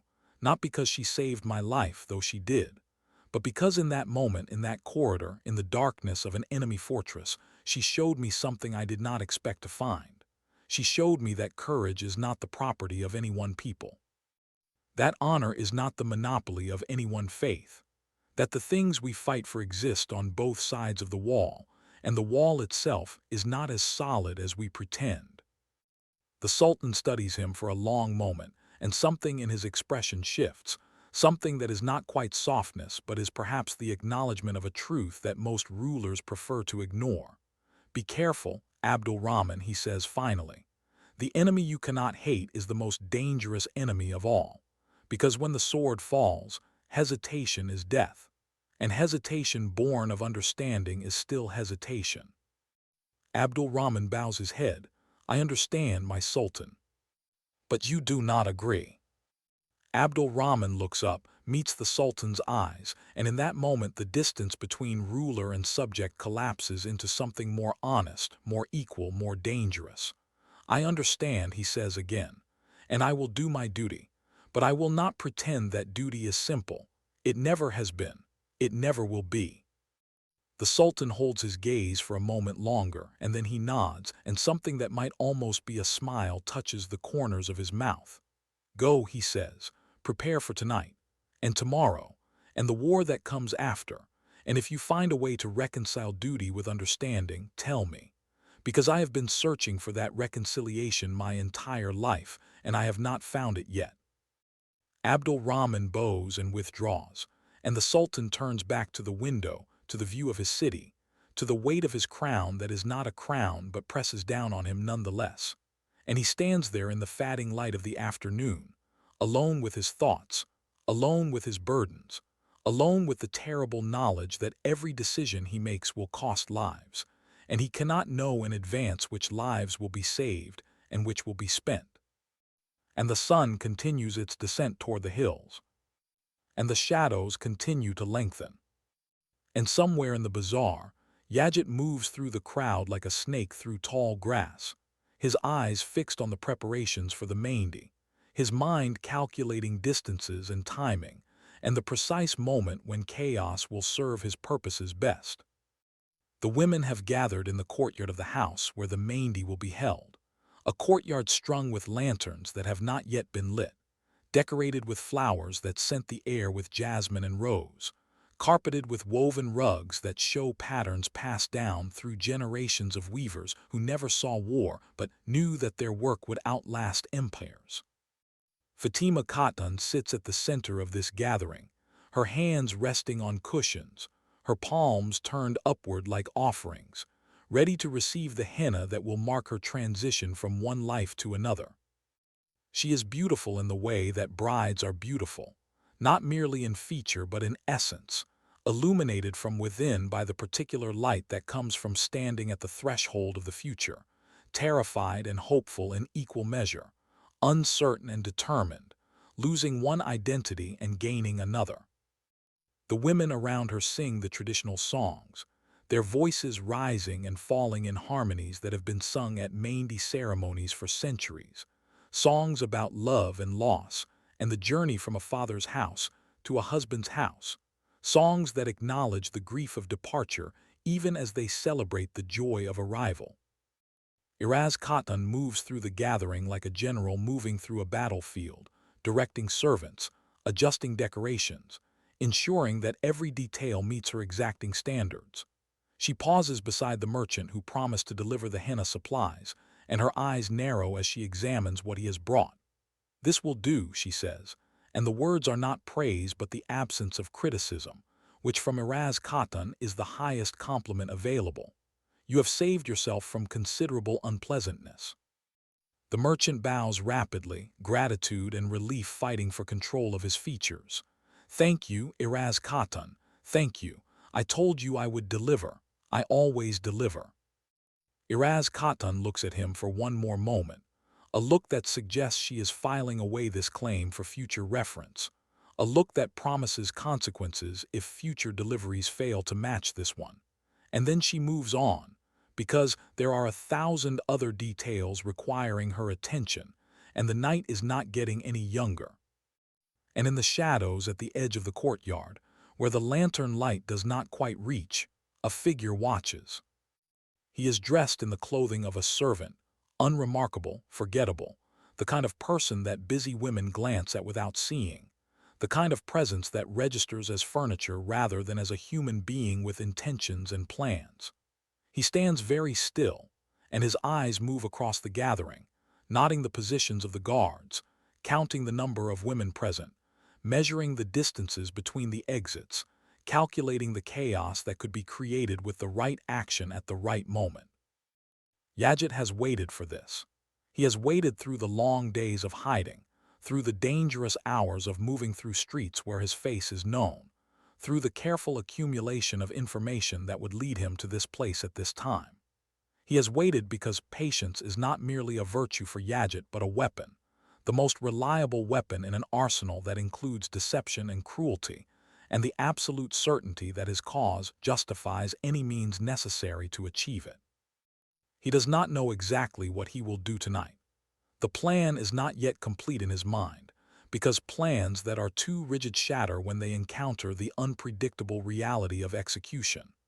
But he knows that tonight offers an opportunity, and opportunities, like promises, are things that must be seized when they appear or lost forever. And across the city, in another courtyard, another gathering is taking place, a gathering of men rather than women, a gathering that lacks the songs and the flowers but carries its own weight of significance. Barhan Faladios stands in the center of this courtyard, and around him stand the commanders who have followed him through campaigns that would have broken lesser men, commanders whose loyalty was forged in the fire of shared danger and hammered into shape on the anvil of shared victory. He speaks to them in a voice that carries the quiet intensity of a man who has something important to communicate and wants to ensure that every word lands with its full weight.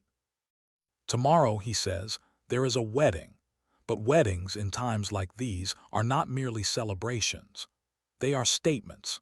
They are declarations to the world that we continue to build even as we fight, that we continue to create even as we destroy, that the future we are fighting for is a future worth living in, not merely a future worth dying for.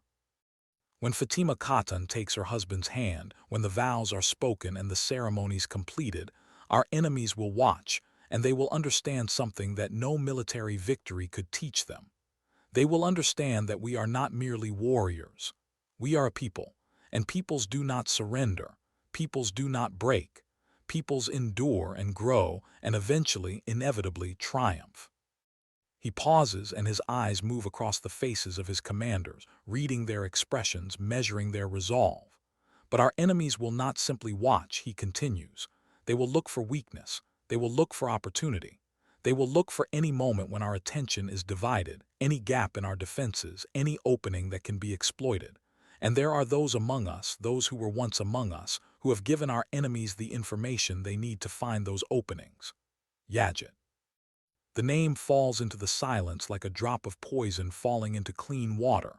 Yajit knows our patterns. Yajit knows our vulnerabilities. Yajit knows the ways in which we think and plan and respond to threats. And Yajit has every reason to strike at us now, when our guard is lowered by celebration, when our focus is divided between joy and vigilance. Damir Khan's name is not spoken, but his shadow falls across the gathering nonetheless, because every man present knows that the alliance between Yajit and Damir Khan represents a threat that transcends any single traitor, a coalition of resentments and ambitions that has found common cause in opposition to everything Orhan Sahib is building. Barhan Faladios continues, tomorrow our joy will be real, our celebration will be genuine, but beneath the joy, beneath the celebration, we will be watching. Every entrance, every exit, every shadow where an enemy might hide. We will smile and we will dance and we will honor the bride and groom and we will be ready to draw our swords at a moment's notice. Because that is what we are. That is what we have always been. Warriors who know how to live. Fighters who have not forgotten how to love. Men who can hold a cup of wine in one hand and a sword in the other, and who are equally skilled with both. He draws his blade, and the sound of steel clearing leather is like a declaration, like a challenge, like a prayer made manifest in metal. Tomorrow, he says, lifting the blade so that it catches the light of the torches that illuminate the courtyard. Tomorrow, we celebrate. And God willing, we will not need these blades. But if we do, if the enemy comes for us on a day that should belong to joy rather than grief, then we will show them what it means to strike at the Ottomans in the hour of their happiness. We will show them that our joy is not weakness but strength. We will show them that our love is not vulnerability but armor. We will show them that they cannot touch what we are building, no matter how many traitors they recruit, no matter how many allies they gather, no matter how many schemes they hatch in the darkness.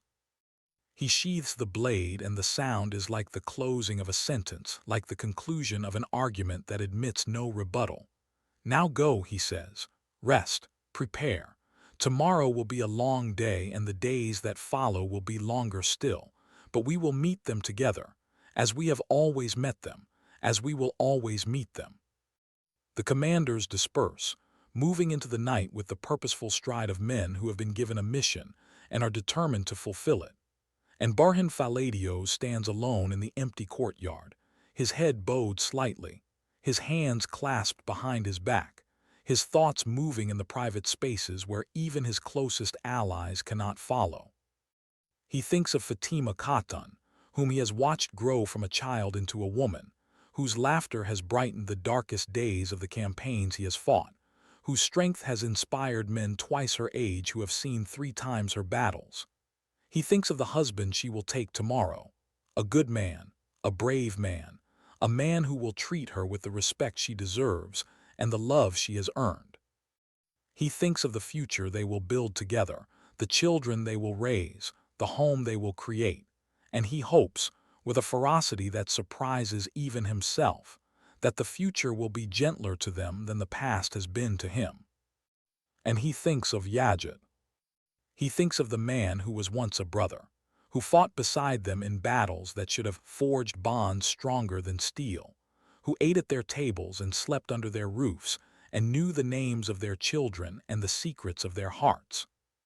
He thinks of the moment when that man turned, when something inside him twisted and broke and reformed into something unrecognizable, something that could look at the people who had trusted him and see only obstacles to be removed, only pawns to be sacrificed, only lives to be spent in the service of ambitions that served no one but himself. He does not understand the turning. He has tried to understand it, has examined it from every angle, has searched for the warning signs that he should have seen, the words that should have alerted him, the moments when intervention might have prevented catastrophe. But the understanding eludes him, because some turnings cannot be understood from the outside, because some darknesses are too deep and too personal to be illuminated by any light except the one that burns inside them. All he knows is that Yapacak is out there, somewhere in the darkness, watching and waiting and planning. All he knows is that the threat is real and present and must be met with the only things he has to offer: vigilance and courage, and the willingness to do whatever is necessary to protect the people he has sworn to protect. He raises his head and looks up at the stars, scattered across the night sky like the sparks of a fire that has burned since the beginning of time and will burn until the end of it. And he whispers a prayer, the kind of prayer that warriors whisper when the battle is coming and the outcome is uncertain, the kind of prayer that asks not for victory but for strength, not for safety, but for the courage to face whatever comes with honor intact. And the stars do not answer. They never answer. But he continues to pray anyway, because prayer is not about answers. Prayer is about the act of asking, the acknowledgement that there are forces larger than any individual, powers that move through the world in ways that cannot be predicted or controlled, and that the proper response to those powers is not defiance but humility, not arrogance but surrender, not the illusion of control but the acceptance of uncertainty.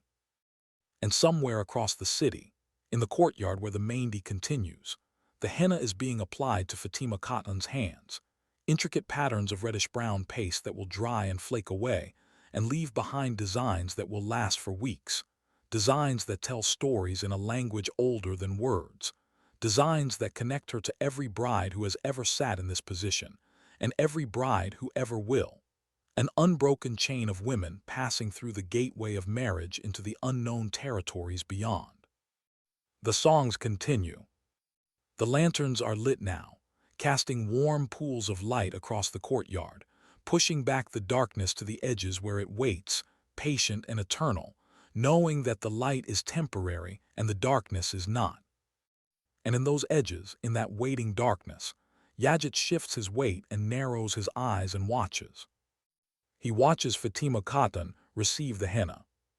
He watches Iraz Khatun direct the servants. He watches the guards who stand at the entrances, their attention divided between their duty and the celebration, their vigilance softened by the atmosphere of joy that pervades the gathering. And he makes his calculations. Not tonight, he decides. Not tonight when the guards are present and the attention is focused and the risk of failure is too high, but tomorrow. Tomorrow, when the celebration reaches its peak. Tomorrow, when the ceremony draws all eyes to the bride and groom. Tomorrow, when chaos can be created with maximum effect and minimum risk. He smiles a small smile, a private smile, the smile of a man who has found the perfect moment and is willing to wait for it. And he withdraws into the shadows, disappearing from the courtyard as silently as he arrived, a ghost passing through a world of the living, a shadow moving through a world of light. The Mehndi continues. The songs continue. The night continues. And the war that never stops, the war beneath the celebration, the war that runs like a river of fire beneath the surface of every moment of peace, that war continues too, flowing toward tomorrow, flowing toward the wedding, flowing toward the moment when all the planning and all the preparation and all the prayers will be tested against the brutal reality of what men are willing to do in pursuit of their ambitions. The henna dries on Fatima Khatun's hands. The patterns emerge, intricate and beautiful and temporary, like all beautiful things, like all things that matter, destined to fade but precious in the moment of their existence. And somewhere in the palace, Sultan Orhan stands at his window and watches the lights of his city flicker in the darkness, and he thinks about the weight of the crown that is not a crown, and he thinks about the wedding that will happen tomorrow, and he thinks about the war that will follow, and he thinks about the enemies who circle his domain like wolves circling a flock, patient and hungry, and waiting for the moment of weakness that will let them strike. And he does not sleep. He cannot sleep. Because rulers do not sleep the way other men sleep. Rulers close their eyes and enter a landscape populated by all the decisions they have made and all the decisions they will make, all the lives they have saved and all the lives they have spent, all the victories they have won and all the defeats they have suffered, and the landscape is never peaceful, and the rest that comes from it is never complete. But he stands at the window anyway, because even incomplete rest is better than none, and because the view of his city in the darkness is a reminder of everything he is fighting for, every life that depends on his wisdom, every future that hangs on his judgment, every hope that rests on his shoulders like a weight that he can never set down. The night deepens. The stars wheel overhead in their eternal patterns. And the city of Borsa sleeps, or tries to sleep, or pretends to sleep, wrapped in the fragile illusion of peace that comes between one crisis and the next, the brief respite that warriors learn to treasure because they know how quickly it can be shattered, how suddenly the alarm can be raised, how fast the transition from stillness to chaos can occur. And when the dawn comes, when the first light breaks over the eastern hills and paints the sky in shades of gold and rose and amber, when the birds begin their songs and the merchants begin their preparations and the city stirs from its uneasy slumber, the day of the wedding will begin. And with it everything will change. But for now, for this moment, for these few remaining hours of darkness, the peace holds. The songs have ended. The lanterns have been extinguished. The henna has dried on Fatima Khatun's hands. And the war waits, patient as it has always been, knowing that its time will come, knowing that it always comes, knowing that the light that men kindle against the darkness is always temporary, and the darkness itself is always eternal. The night continues. The stars watch. And the story moves forward, inexorable as time itself, toward the dawn that approaches, toward the wedding that waits, toward the war that never ends. Tomorrow comes, and with tomorrow, everything. The dawn does not arrive gently over Borsa. It comes the way dawn always comes in times that are heavy with consequence, slowly at first, a thin line of pale fire along the eastern ridgeline, then spreading like blood through water, staining the clouds in shades of copper and rust, and the deep arterial red that soldiers know too well. The roosters call from the rooftops of the lower city, their voices raw and ancient, and the muezzin's call to prayer rises from the minaret of the central mosque, threading through the still air with the precision of a needle passing through silk, pulling the faithful from their beds, pulling them from dreams that were either too sweet to leave or too dark to remain in. Sultan Orhan is already awake. He has been awake for hours, standing at the same window where we left him, watching the transformation of darkness into light with the eyes of a man who has learned to read the sky the way a general reads a battlefield. He has not slept. His body carries the weight of exhaustion, but his mind is sharp, honed by years of operating on the margin between rest and collapse, that narrow strip of consciousness where decisions are made not with the comfort of clarity, but with the urgency of necessity. He watches the light spread across his city, watches the rooftops emerge from shadow one by one like soldiers stepping forward to be counted, and he thinks about what this day will bring. A wedding, a celebration, and beneath both, like a blade hidden inside a loaf of bread, the ever-present possibility of violence. He turns from the window when the knock comes at his door, a single knock, firm and precise, the knock of a man who has been trained to announce his presence without wasting time. The Sultan speaks a single word, and the door opens, and Tarhan enters, already fully armed, already fully alert, his sword at his hip and his eyes carrying the watchful intensity of a predator who has been awake since before the dawn, because predators do not wait for the sun to tell them when to begin. "My Sultan," Tarhan says, and the greeting carries within it a full report, because Tarhan's tone is itself intelligence, and the Sultan has learned to read that tone the way a sailor reads the wind. The perimeter is secure.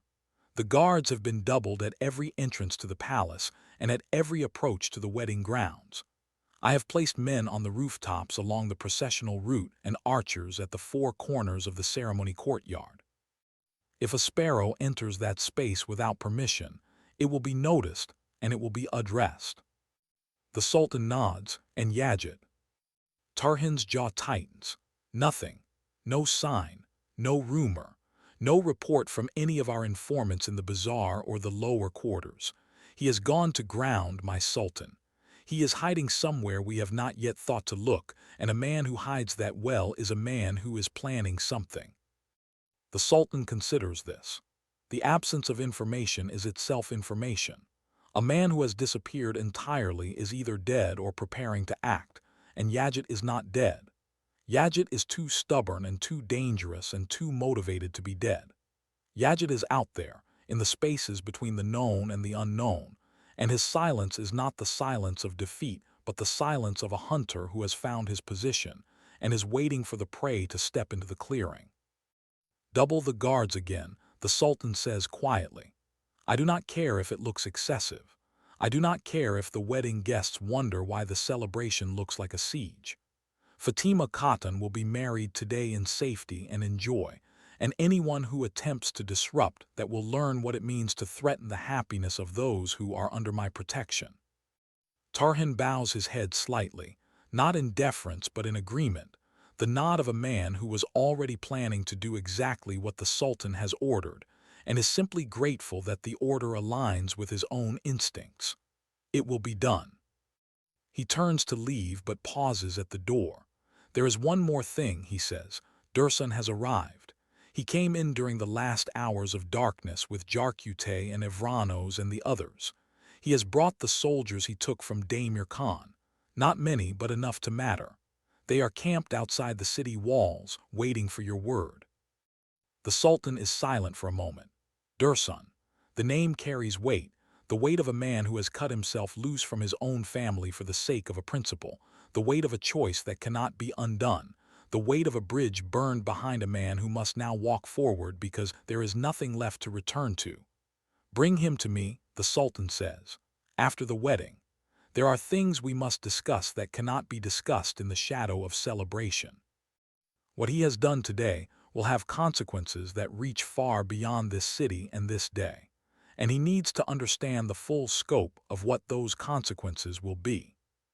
Tarhan nods and withdraws, and the Sultan is alone again, alone with the growing light and the growing weight of the day that lies ahead. He moves to the basin in the corner of the room, pours water, washes his face, and the cold water against his skin is a reminder that he is alive, that the world is real, that the decisions he makes in the hours to come will affect lives that are not hypothetical but flesh and blood, beating hearts and breathing lungs and minds full of hopes that he has the power to fulfill or to shatter. He dresses with care, not in armor, because today is a day of celebration and armor at a wedding sends a message he does not want to send, but not in the soft robes of peace either, because he is not a man who pretends that peace exists when it does not.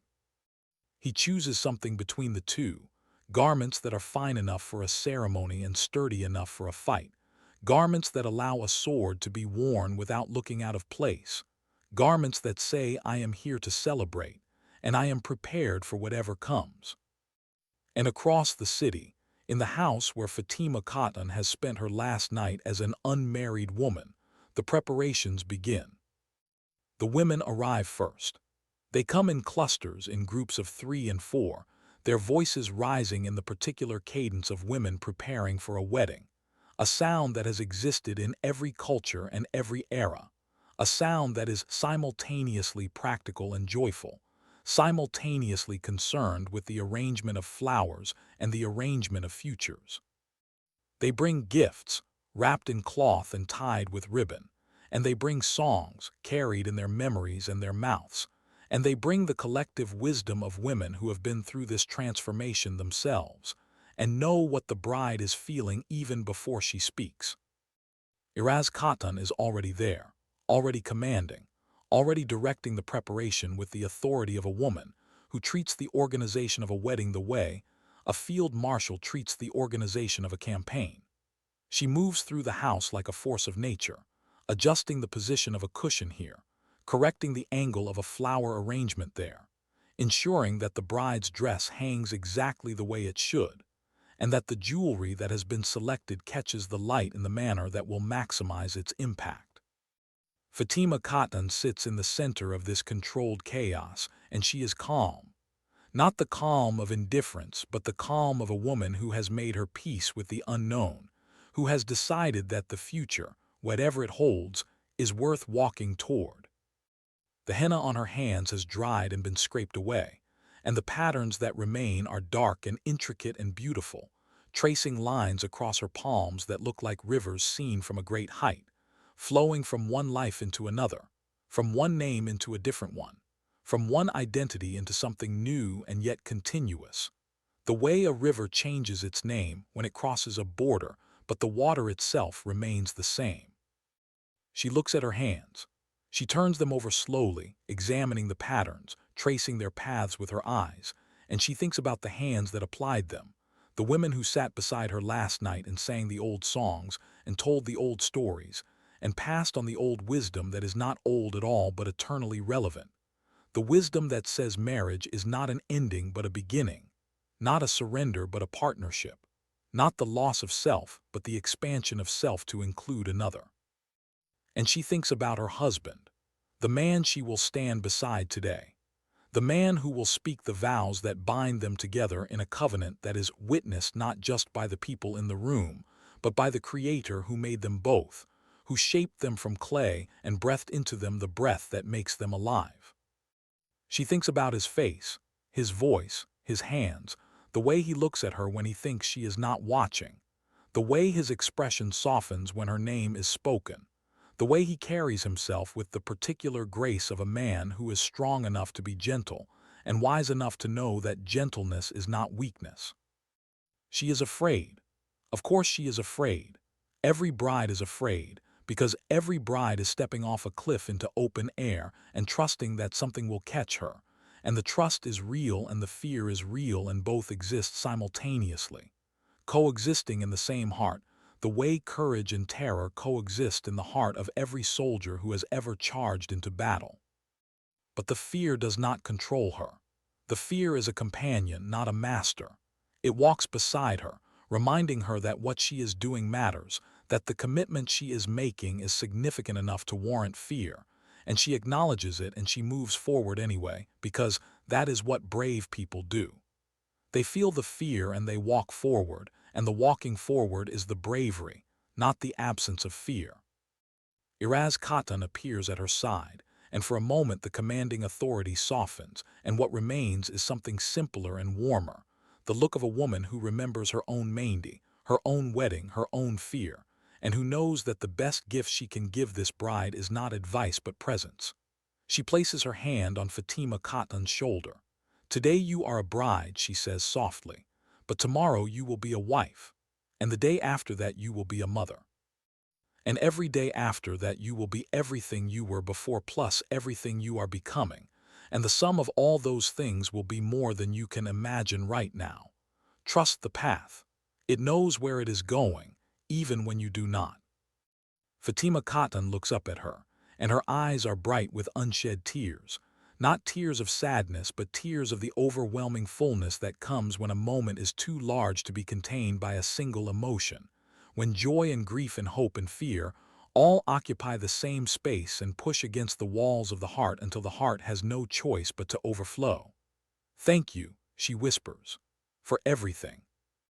Iraz Katan squeezes her shoulder once, firmly, and then the commanding authority returns, because there are things to be done and time is not infinite, and the wedding will proceed on schedule if Iraz Katan has anything to say about it. And Iraz Katan always has something to say about everything. And across the city, in the quarters where the men prepare, another kind of preparation is taking place. Jarkute stands before a basin of water, scrubbing his face and neck with the vigorous efficiency of a man who treats personal hygiene as a military operation. His clothes are clean for once, which is to say they are less dirty than usual, and he has made an attempt to tame his hair that has resulted in something that is not exactly presentable, but is at least no longer actively alarming. He catches Evranos watching him and scowls. "What are you looking at?" Evranos raises his hands in a gesture of innocence that convinces no one. "Nothing. Nothing at all. I was merely observing that this may be the first time I have seen you without blood on your face in several months." Jarkute grunts. "Wedding or no wedding, if anyone causes trouble today, blood will return to its usual location. Mine or theirs, preferably theirs." Shamal appears in the doorway, already dressed, already groomed, looking every bit the young warrior who understands that a wedding is also a social battlefield and has prepared accordingly. He looks at Jarkute and shakes his head slowly. "You cannot wear that." "I can and I will." "You look like you dressed in the dark during an earthquake." "I dress for function, not for the opinions of children." Shamal turns to Evranos with the expression of a man seeking reinforcements. "Tell him." Evranos considers the situation with the careful diplomacy of a man who has survived the Byzantine court and learned that direct confrontation is not always the most effective approach. "Perhaps," he says thoughtfully, "a different sash. Just the sash. Everything else is perfectly acceptable." Jarkute looks down at himself, looks at Evranos, looks at Shamal, and for a moment the room hangs in the balance between stubbornness and concession. "Fine," he says, and snatches a different sash from the pile of clothing that has been provided. "But this is the last compromise I make today. The very last." And in another room, Dursun sits alone. He has not joined the preparations. He has not sought out companionship or conversation. He sits on the edge of a bed in a room that is not his, in a city that is not his, wearing the clothes of a man who has no home and no family and no certainty about what the next day will bring. His sword lies across his knees, and he stares at it with the unfocused intensity of a man who is seeing not the blade, but the reflection of his own choices in its polished surface. He thinks about his father. He thinks about the look that will be on his father's face when the news arrives, when the escaped captain reaches Damir Khan and delivers the report that Dursun has raised his hand against his own blood. He tries to imagine the expression and fails, because the range of possible reactions is too wide, spanning from fury to grief to the cold dismissal of a man cutting a dead branch from a living tree. He does not know which reaction would be worse. The fury he could understand. The grief he could bear. But the cold dismissal, the simple erasure of his existence from his father's awareness, that would be the cruelest cut, the wound that no battlefield medicine could treat. He thinks about Halima Khatun. He thinks about her face, her voice, her laughter, the way she looked at him on the day they last spoke, the way her eyes carried something that was too large and too fragile to be named, something that existed in the space between farewell and promise. He wonders where she is now. He wonders if she is safe. He wonders if she thinks of him the way he thinks of her, constantly and painfully, and with the particular ache that comes from loving someone who is separated from you not by distance, but by the walls that other people have built between you. And then there is a knock at his door, and he straightens, and his hand moves to his sword out of instinct before he catches himself and releases it. "Come in," he says. It is Evranos. He enters without ceremony, without preamble, without the polite throat-clearing and careful approach that most people use when they are about to say something important. He simply walks in and sits down across from Dursun and looks at him with the direct, unblinking gaze of a man who has decided that honesty is more respectful than tact. "You are thinking about your family," Evranos says. "It is not a question." Dursun does not deny it. There would be no point in denying it. Evranos knows him too well for lies, and besides, Dursun has never been good at lying. It is one of his weaknesses and one of his strengths, and on any given day it is difficult to tell which one it is being. "I am thinking about many things," Dursun says. "My family, my future, whether I made the right choice, whether the right choice exists or whether all choices are equally wrong and we simply pick the one we can live with." Evranos is silent for a moment, considering this. Then he speaks, and his voice carries the particular weight of a man who is speaking from experience rather than theory. "I left my entire world behind," he says. "Everything I knew, everything I was raised to be, my family, my faith, my name. I walked away from all of it because I saw something in the Ottoman way that spoke to the truth I had been searching for, a truth I could not find in the world I was born into. And I will not lie to you, Dursun. There were nights, many nights, when I lay awake and wondered if I had made the worst mistake of my life. There were mornings when I woke up and did not know who I was, because the man I used to be was gone and the man I was becoming was not yet fully formed. I was nothing. I was no one. I was the space between two identities, and that space is the loneliest place in the world." He pauses, but he says, and the word carries the full weight of redemption, "But I am here now. I am who I was meant to be. The path was dark and it was lonely, and there were moments when I wanted to turn back so badly that my bones ached with the desire. But I did not turn back. And standing here, standing on this side of that darkness, I can see that every step was necessary. Every moment of doubt was part of the journey. Every night of uncertainty was building the foundation of the certainty I have now." Dursun listens to this with the attention of a man hearing words he desperately needs to hear, words that do not solve his problems but that give him the strength to carry them. "And you do not regret it?" he asks quietly. "None of it." Evranos smiles, and the smile is not easy or comfortable but hard-earned and genuine, the smile of a man who has paid for his peace of mind with years of suffering and considers the price fair. "I regret the pain I caused," he says. "I regret the people I hurt by leaving. I regret that my choices forced others to bear costs they did not deserve. But the choice itself, the decision to walk toward the truth even when the truth was terrifying and the path was dark, no, I do not regret that.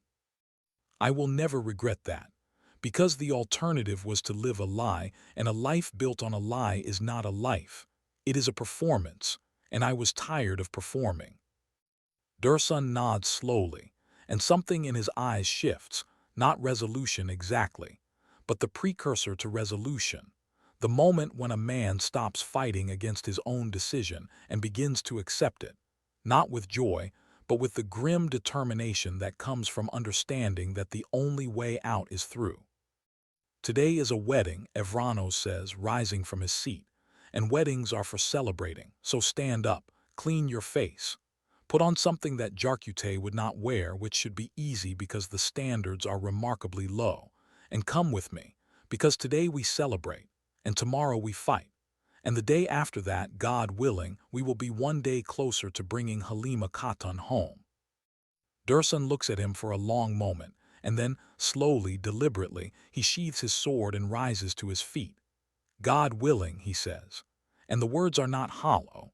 They are filled with everything he has left, every drop of faith, every grain of hope, every ounce of the stubborn refusal to surrender that runs through his blood like iron through stone. And together they walk out of the room, into the corridor, into the light of the morning, into the day that waits for them with all its joy and all its danger and all its unknowable possibilities. The wedding begins at noon. The sun stands directly overhead, erasing shadows, eliminating the dark places where enemies might hide, flooding the ceremony courtyard with light so bright and so complete that it feels like an act of divine participation, as though the heavens themselves have decided to attend this wedding and have brought their finest illumination. The guests gather. They come from every quarter of the city and from the camps beyond the walls, soldiers and merchants and scholars and farmers, men and women and children, the full spectrum of the community that Orhan Sahib has built from the scattered fragments of a dozen defeated peoples and forged into something new, something that is not quite Ottoman and not quite anything else but is entirely alive. They fill the courtyard. They stand along the walls and sit on the carpeted ground and crowd the balconies that overlook the ceremony space, and the sound of their voices is the sound of a living community, a people who have survived wars and sieges and betrayals, and have come through the fire not diminished but strengthened. The groom arrives first, as is traditional, accompanied by his closest companions, men who have fought beside him and bled beside him, and are now standing beside him for a different kind of battle, the battle against loneliness that marriage promises to win. He wears white, or near white, the color of purity and new beginnings, and his face carries the expression that every groom in history has worn, a mixture of terror and joy so thoroughly blended that it is impossible to tell where one ends and the other begins. And then Fatima Khatan appears. She appears in the doorway of the house, framed by the stone archway that has been decorated with garlands of flowers, and the courtyard goes silent. Not the silence of command, not the silence of fear, but the silence of awe, the collective intake of breath that happens when a community sees one of its own transformed by the alchemy of occasion into something luminous. She is dressed in red, the deep red of pomegranates and sunsets and the blood that sustains life, and her jewelry catches the noon sun and scatters it into 1,000 fragments of light that dance across the walls and the faces of the guests like blessings made visible.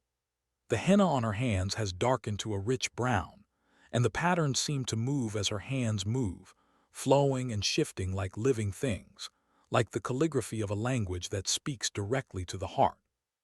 She walks toward the ceremony space with the measured steps of a woman who is aware that every eye is upon her, and who carries that awareness not as a burden but as a crown. Iraz Khatan walks beside her, and the look on Iraz Khatan's face is something that those who know her have rarely seen, a look of pure and undiluted pride, the pride of a woman who has helped shape another woman into her best self, and is now watching the results of that shaping, with the satisfaction of an artist viewing a completed masterpiece. The ceremony is conducted by the imam, a man whose voice carries the weight of scholarship and the warmth of devotion, A man who has married hundreds of couples and still approaches each ceremony as though it were the first. Because every union is unique, and every vow is unprecedented, and every promise made before God deserves the full attention of the man who facilitates it. The vows are spoken.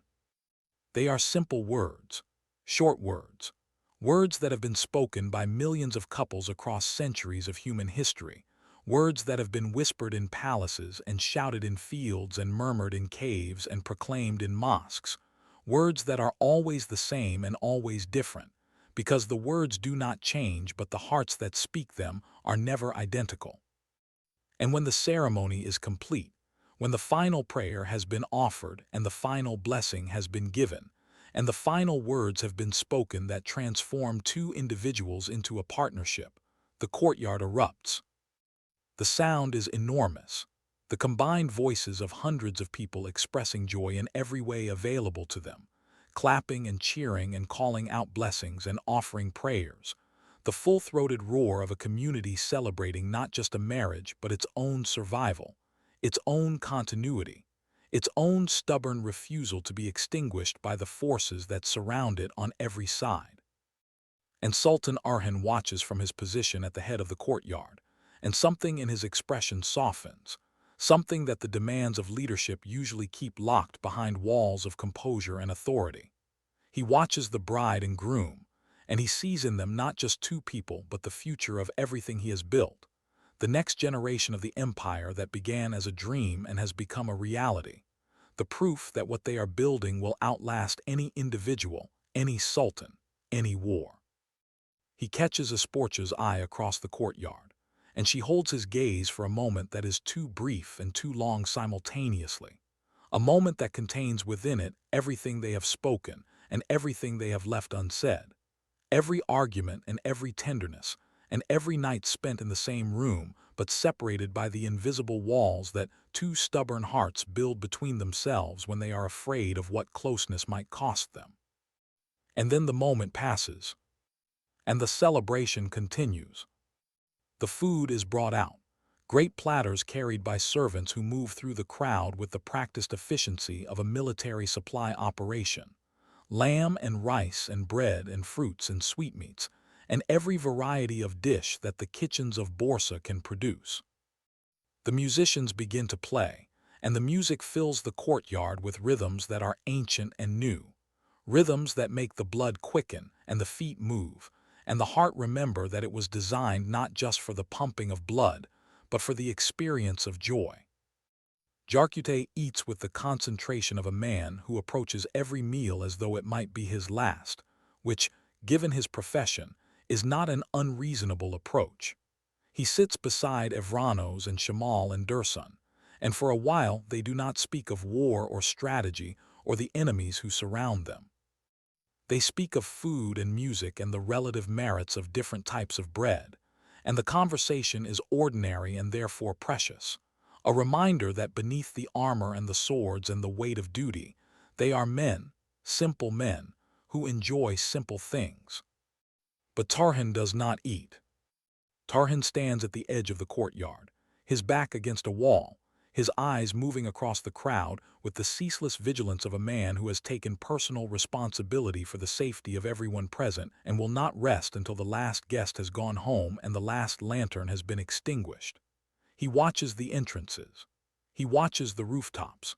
He watches the servants and the musicians and the guests, searching for the anomaly, the inconsistency, the thing that does not belong.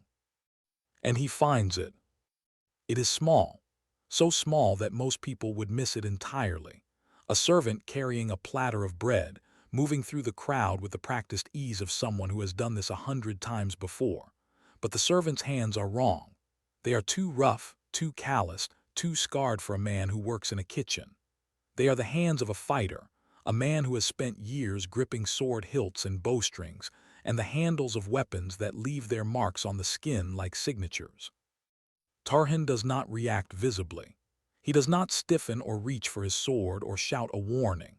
He simply shifts his position, moving along the wall with the casual stride of a man stretching his legs, and as he moves, his eyes track the servant through the crowd, nodding his path, his destination, his proximity to the bride and groom. The servant moves toward the center of the courtyard. His platter of bread is held high, balanced on one hand, and his other hand hangs at his side, close to the folds of his clothing, close to a shape that might be a knife or might be nothing. A shape that Tarhan cannot identify with certainty, but that his instincts, honed by a lifetime of combat, tell him is a weapon. Tarhan moves faster now. He cuts through the crowd with the fluid precision of a man who has learned to navigate chaos, weaving between guests, stepping over seated children, sidestepping a musician who has wandered from his position, closing the distance between himself and the servant with every step. And then the servant looks up, and their eyes meet. And in that moment of contact, that fraction of a second when two pairs of eyes lock and the truth passes between them faster than any words could convey, Tarhan sees recognition, and the servant sees death. Because the servant is not a servant. The servant is one of Yajit's men. And the knife is not a shape but a blade, steel and sharp, and intended for the heart of someone who should be celebrating instead of dying. The man drops the platter. The bread scatters across the ground like birds startled from a field. His hand goes to the knife, pulling it from the folds of his clothing with the speed of someone who has rehearsed this motion 100 times, and he lunges forward, toward the center of the courtyard, toward the place where Fatima Khatun sits beside her new husband, oblivious to the death that is sprinting toward her. But Tarhan is faster. Tarhan is always faster. He covers the remaining distance in 3 strides, and his hand closes around the attacker's wrist with the force of an iron trap, stopping the knife in mid-arc, stopping the blade inches from its target, stopping the moment from becoming a tragedy. The attacker twists, tries to break free, tries to redirect the blade toward Tarhan instead, but Tarhan's grip is absolute, unyielding, the grip of a man who does not know how to let go and has never needed to learn.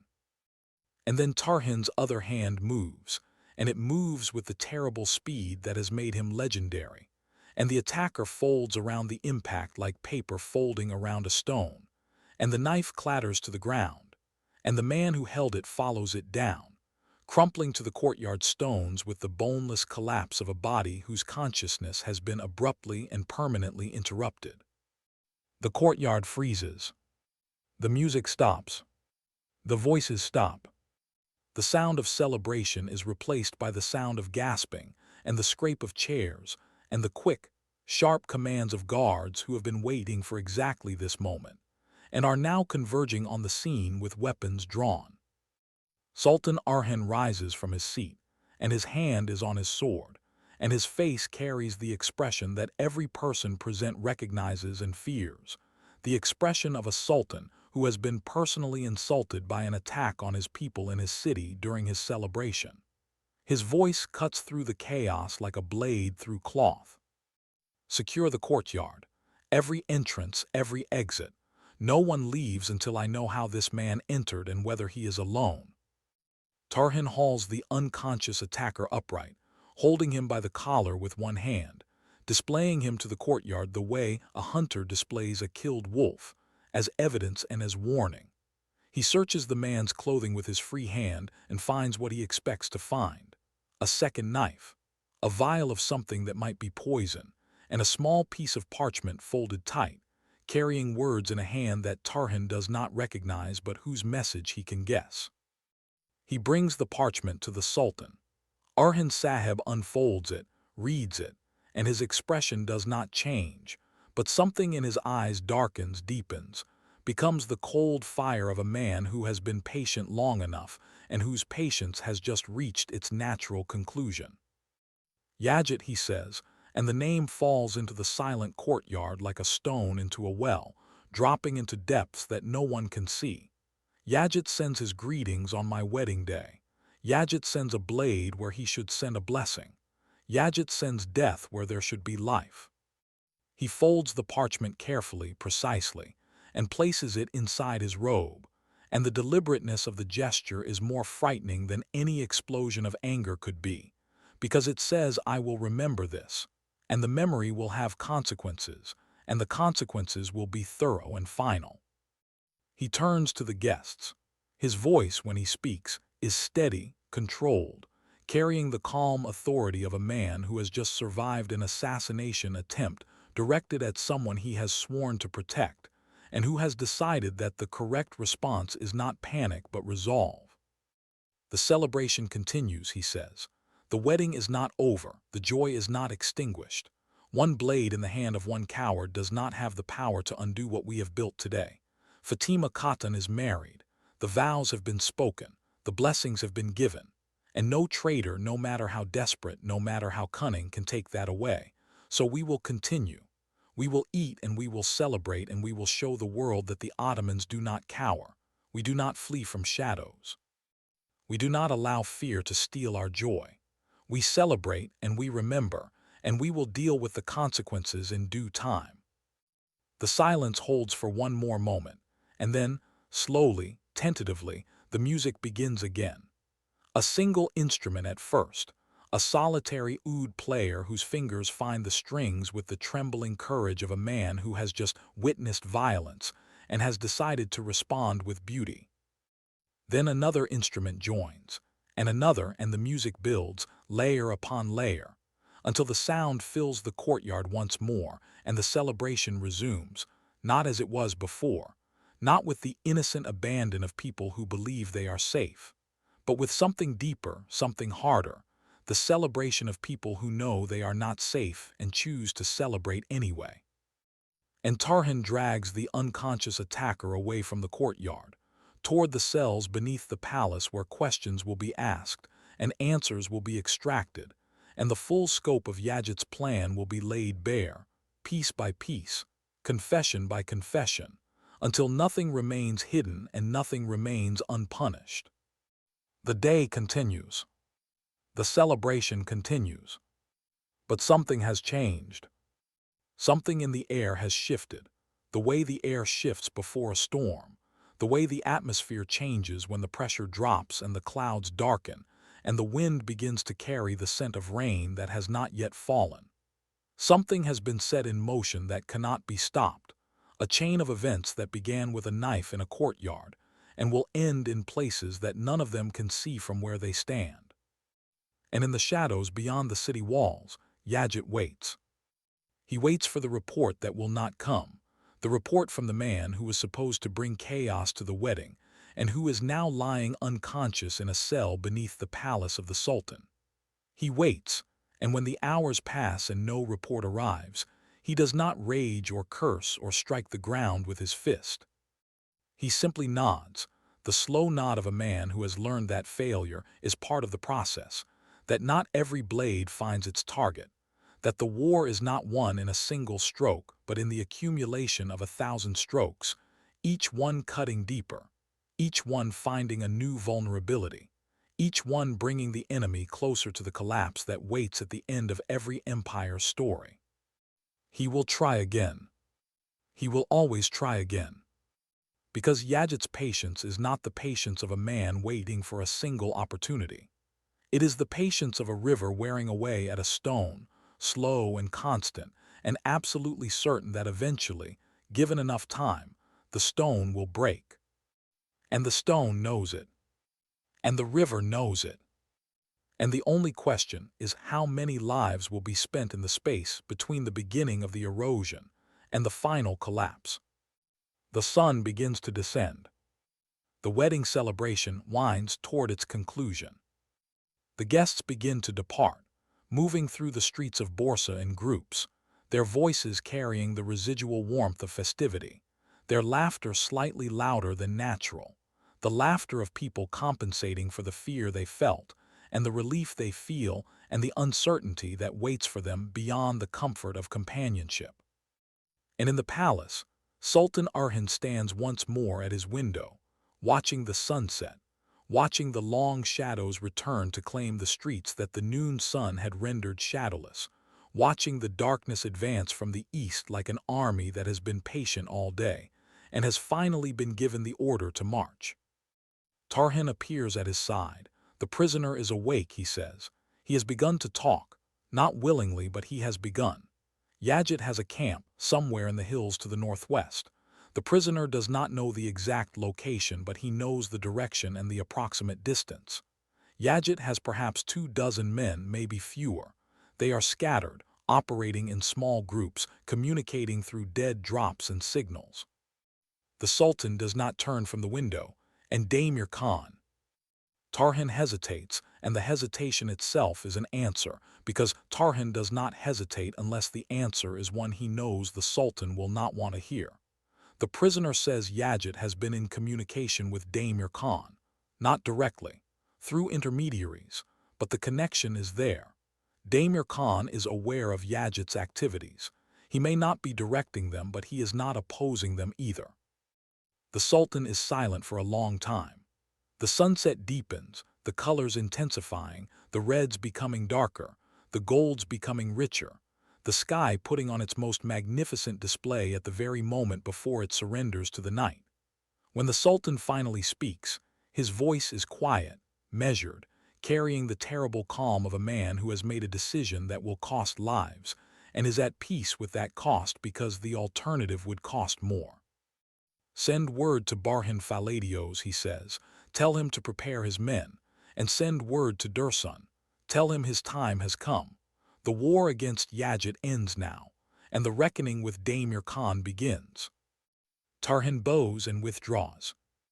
And the Sultan stands at his window, watching the last of the light fade from the sky, watching the stars emerge one by one, watching the darkness claim the world with the quiet confidence of something that has been doing this since the beginning of time and will continue doing it long after the empires of men have turned to dust. And the war continues.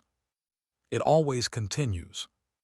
And tomorrow, when the sun rises again over Borsa, it will illuminate a world that has changed, a world where alliances have been tested and loyalties have been revealed, and the distance between celebration and catastrophe has been measured in the length of a knife blade and the speed of a warrior's hand. The swords are still drawn. The arrows are still nocked.